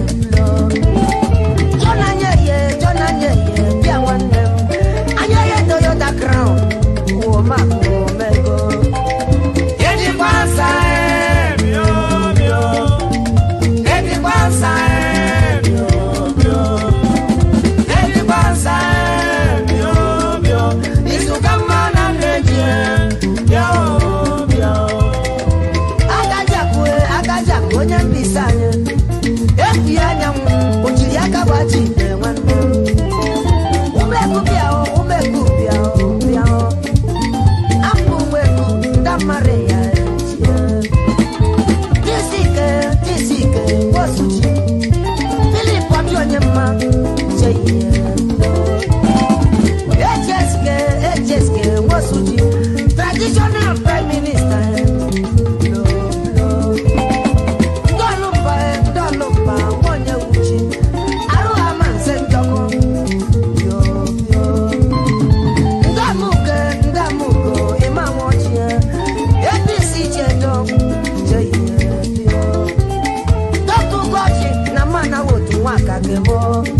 Very contractor.